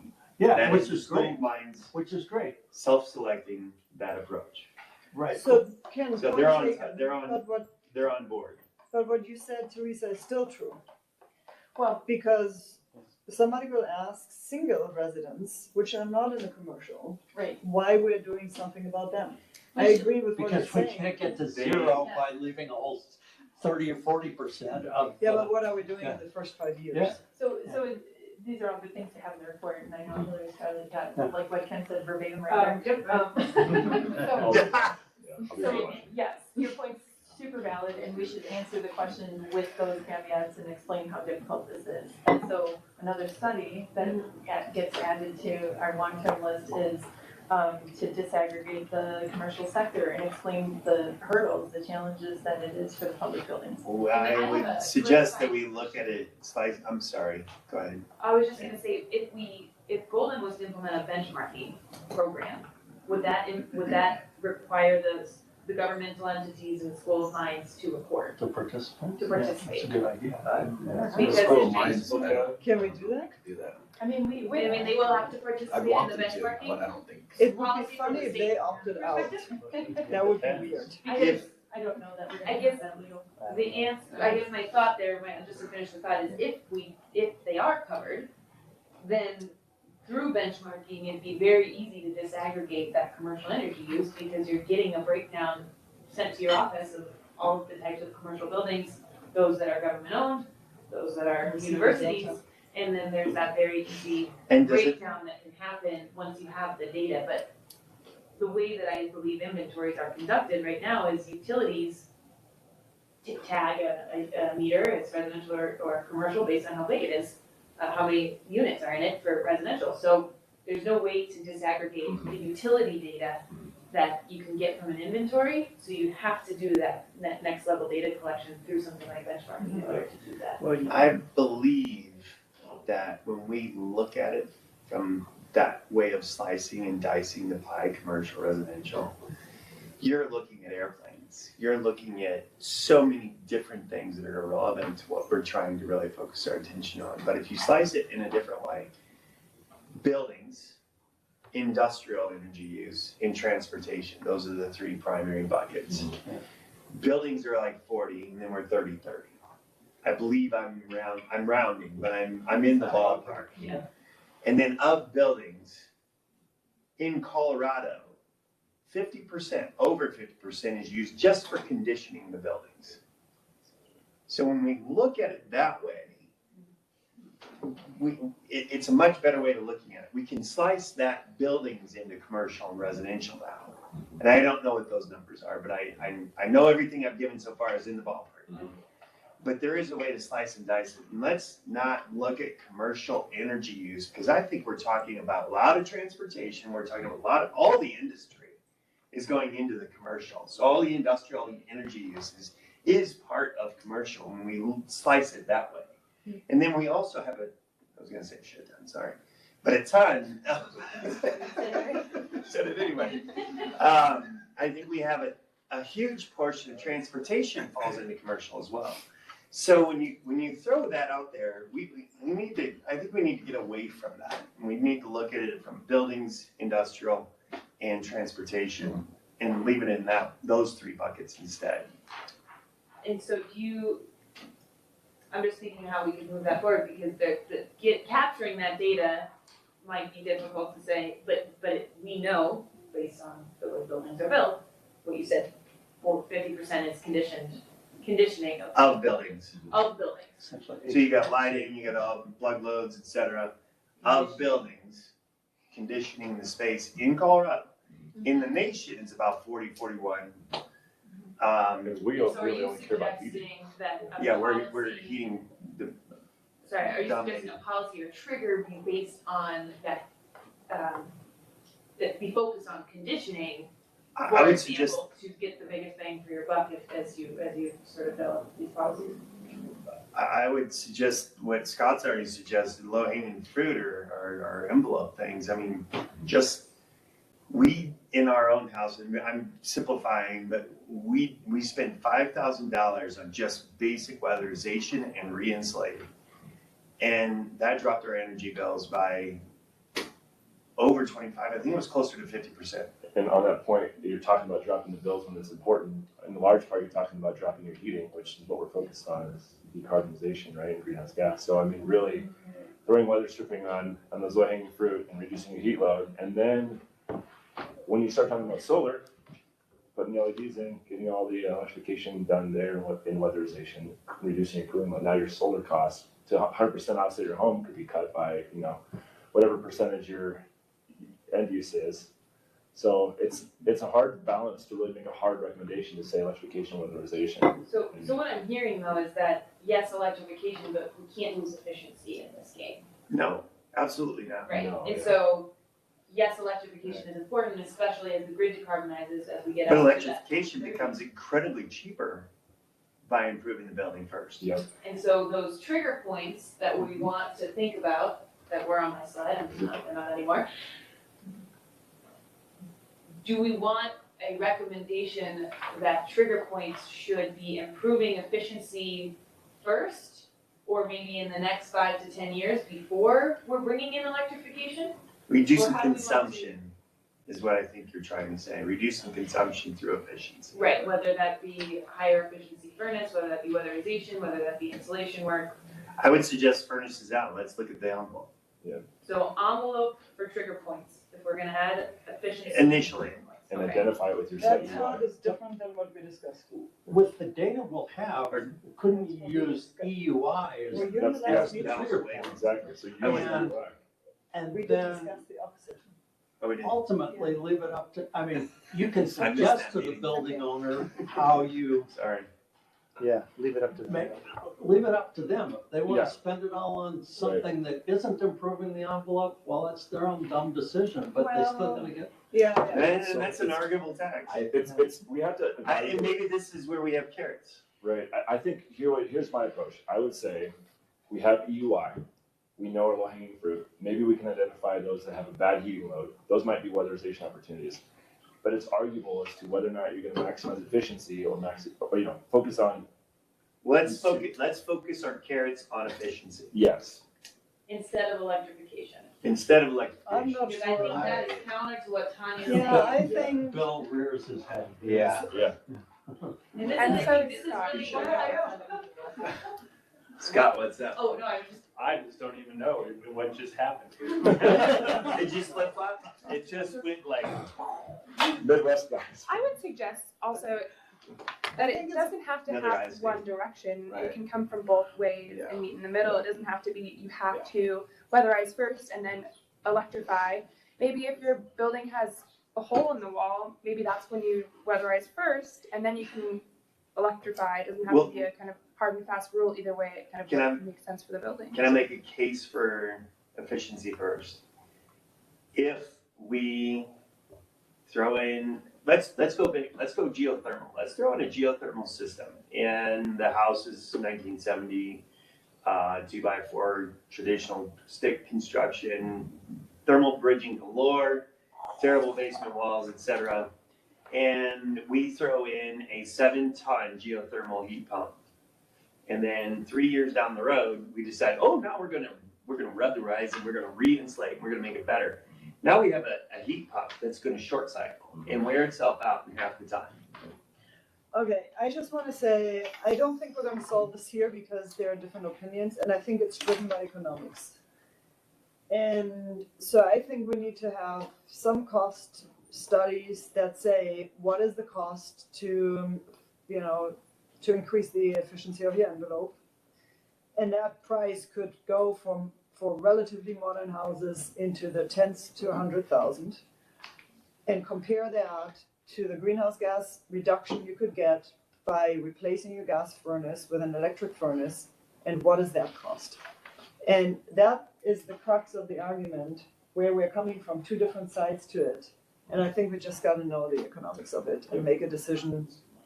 So is that a major piece of the roadmap, Right. is further analysis of that That's what I- question over the next. It's So- gonna be a building, you're gonna have two curves, and every building's gonna have its point where those two curves cross, and that's gonna be up to you to decide as a building owner, right? Because you don't wanna make a recommendation that's not economical for the And building maybe owner. it's probably not one or the other. It's Yeah, probably a both at the same combination, time. and it may be Well, and very you don't wanna- specific. Regulate it either. I don't wanna throw a wrench in it, but I think we just also, once again, trying to think outside the box. We talked about the grid in years and what that looks like, so, I agree with what your statement is, but I think technology and the changing world plays a part in this as well.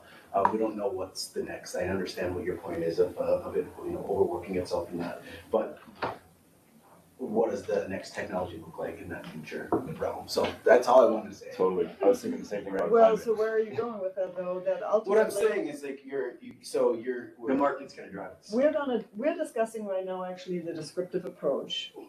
You're saying go What, with. no, I'm greenhouse just gas saying, keep reduction in or mind the what fact that you're saying economics is that, let's take a look at all the different devices such as the heat pumps in they're changing, right? They're changing the costs and changing cars. All these cars are out here electric. So I want to keep that in mind, that saying, hey, there can be both sides of this. I understand the envelope approach. It makes sense of the low hanging fruit, but there can be advances in technology that, that are gonna The thermal is in huge. this.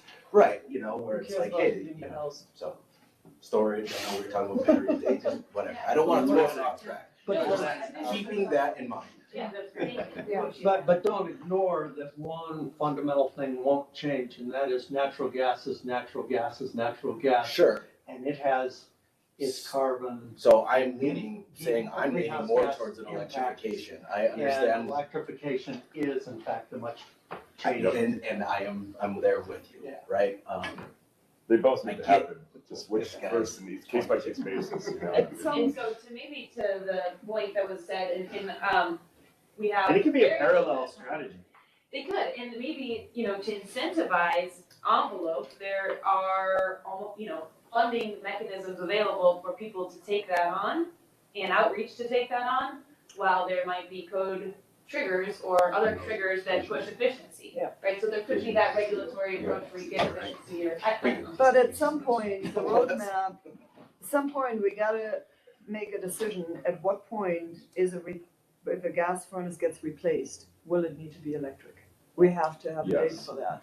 Yes, And we've gotta yes. work towards that date with information, Sure. voluntary, at some point, there's gotta be a switch over. And Yeah, okay. is that gonna be within the next 5 years or not? Well, no, there's triggers, i.e. somebody's got to put a new one in. But are we gonna recommend to council within the next 5 years that we're gonna implement those triggers? Oh, I think that it could almost be an immediate recommendation, when it boils down to it. But as far as saying, at this date and time, a deadline, this is the stick, we're gonna regulate that you have to do it. Can I ask if Kim things before then? Thank you, Teresa. So I just wanted a couple minutes to wrap up, the discussion today, so that was a lot, this topic of existing buildings, I appreciate just the discussion because it's a lot to take in, and so summarizing generally, and this will miss a lot of points, but please remember that we took all of these notes and we'll share them with you guys to make sure we captured everything, but moving back to the beginning of this meeting, new construction, immediately moving forward with B++ as a directive, understanding that in the next 4 to 6 months, there will be a lot of studies that will need to be done that will dictate, do we stay at that B++ level, or does that need to be scaled back based on cost or other implications that are found through the study. So for new construction, that is sort of what I've heard. Does that sound like we, and again, I know there was a lot of intricacies that were discussed, but does that sound about right to my committee? Okay. For existing buildings, as far as benchmarking, a pretty immediate recommendation on benchmarking for 5,000 square feet and above. And additional analysis, I know we didn't really come up with a clean list of that additional analysis that we'll need. But starting the benchmarking and using that data to understand where we set building performance standards for the different building types. And whether that be based on end uses within the building, as Todd was recommending, like making buildings and conditioning, or whether it's based on building size. What Ken recommended, looking at the 80% threshold for square footage and making some sort of delineation there within the building performance standards, that can all come out of the data.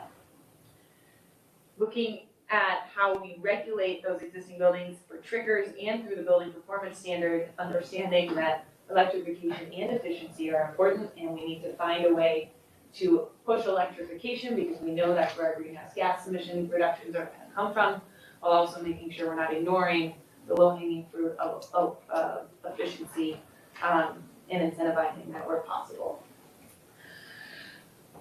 And that a big piece of this roadmap moving forward is going to be an understanding of the cost difference in greenhouse gas reduction potential of that efficiency envelope improvement versus electrification, so we can really understand where the regulatory and financial pieces need to come into play to impact both of those.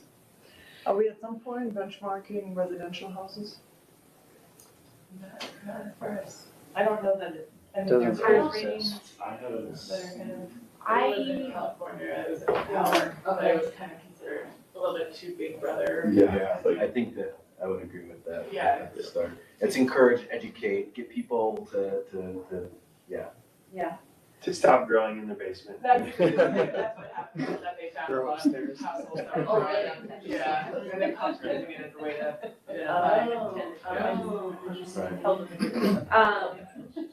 So yeah, we can include some considerations of residential, but we didn't discuss those for during our workshops for the It benchmark. came up in the workshops. We As discussed far as incentives. like passports, building passports for energy. That's true. It was discussed. some score that can be passed on to the building owner or homeowner. But that documentation is already required. The statement, the report with the ERI, whatever, posted somewhere in the same room with mechanical equipment or otherwise, and it literally goes with the house. Yeah. When we buy it. But it's not publicly available anywhere. It's And not they're- recorded like the They've added some assessors. new, I don't, off the top of my head, I don't recall, just going through the code changes today for staff report, there's some new requirements been added to that particular form documentation. Yeah. So, But that's not public, right? You don't, What about just requiring board orders, you know, from the weatherization conversation? I don't want to go down a rabbit hole. Let's Yeah. not start there. anyway, I think Yes, this we is are enough almost at time. for the next few years to do, but, So, does that make sense? And I guess, are there, from our steering committee folks, hopefully, people are okay with going just a few minutes over, steering committee and then staff as well, I would love to hear if there are any final thoughts or considerations, things, points that you would like to make, or things that you would like to make sure we're considering as we develop this roadmap before we wrap up tonight. And Tanya, maybe I'll start with you and we'll end it, Marissa, if that sounds okay. And try to say it in a headline, please. Keep it short, because we're almost at time. I just would like to know the schedule. I would love to have a document that's like a Google Doc or something where we can go in and comment on it. And I don't know, Teresa, if this is against, I know we did that in this other meeting with Ann Byerly, and it was super helpful that everybody looked at the same document, could comment, and that we can give you feedback on your draft. And Teresa, I'll let you answer that if that's. I mean, I what think- you would like this process. I think the rest of the stakeholders could do it because you guys are appointed officials. It becomes the open meetings rule that we have to kind of follow. So can't do work behind closed doors. Google is. Then just put the Google Drive link on. I've asked, the attorney doesn't like any of that So stuff, what I'm gonna suggest is let's give extra comments to the consultants. You can give them to me. Let's take another week and we'll give them more feedback if you've got more ideas. I would like to prefer to actually see the draft and then Yes. comment.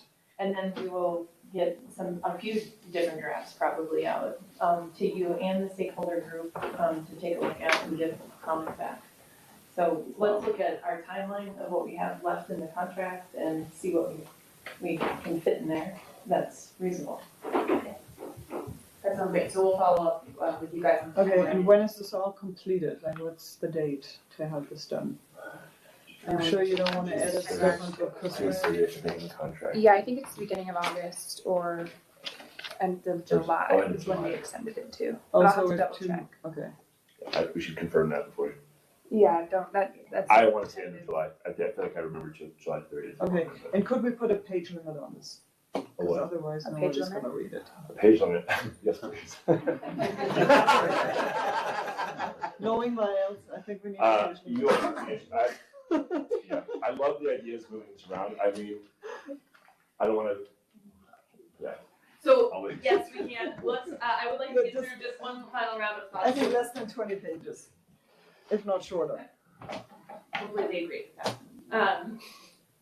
Ken, would you like to share any thoughts? I've said a lot. Thanks for listening. I don't have Thanks for that. Okay, yeah, no, thank you for your input. Todd? Regarding studies, that you mentioned early on, the cost performance quotients, but also you made a special point that we need to do some more work with the commercial folks, and I don't want to lose sight of that.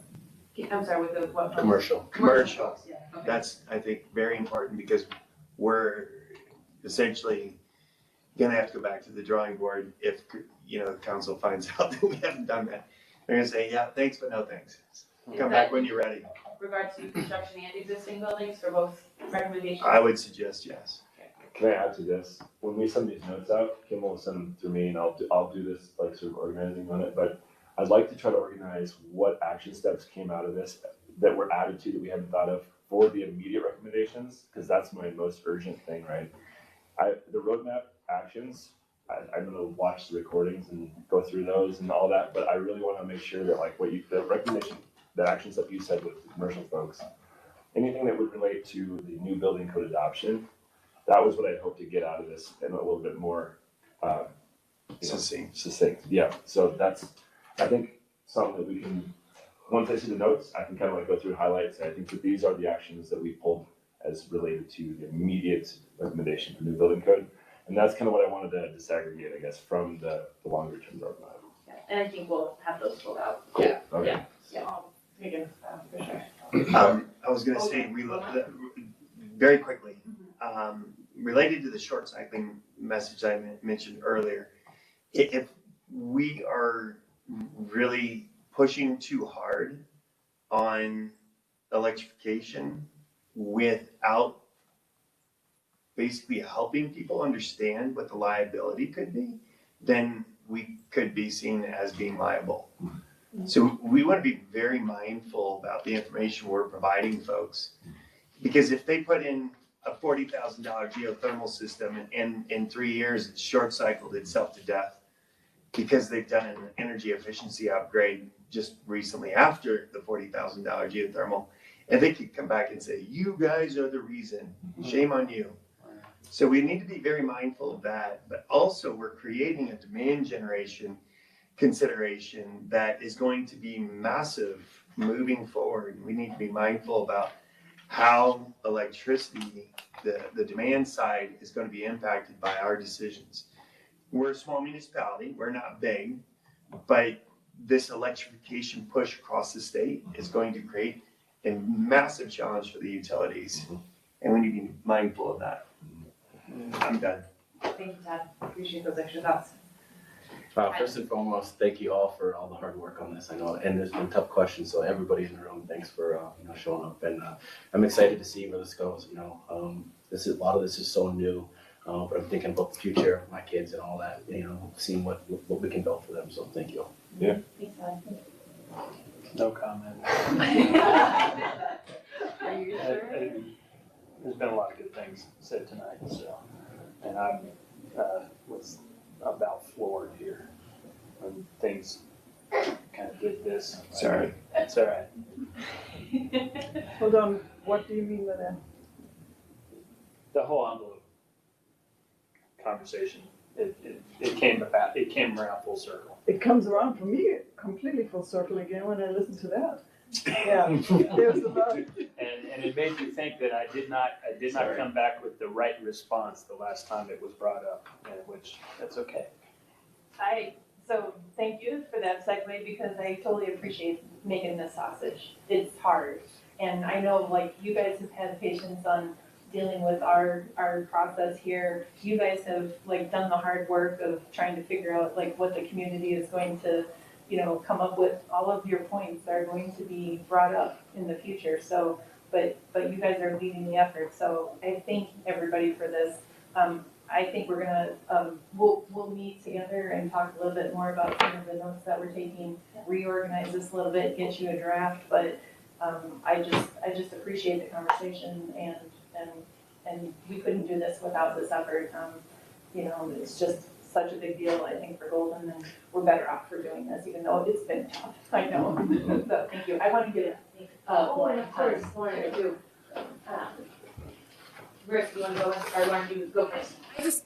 I just have two kind of things. The first thing I have is I think we need to make sure that whatever we come up with has an equity component to it, and that we're thinking about the equity side of things, because not all people in Golden or property owners in Golden are equal in that aspect. And then the other thing that I've been thinking about a lot is that building codes alone are not going to get the city to net zero, and that this is really a piece of the puzzle. It's not necessarily going to be it's not going to solve all of our problems. And so how do we make sure that the building codes, do the best they can, but also what are the other things that we need to do as a city to get to net zero?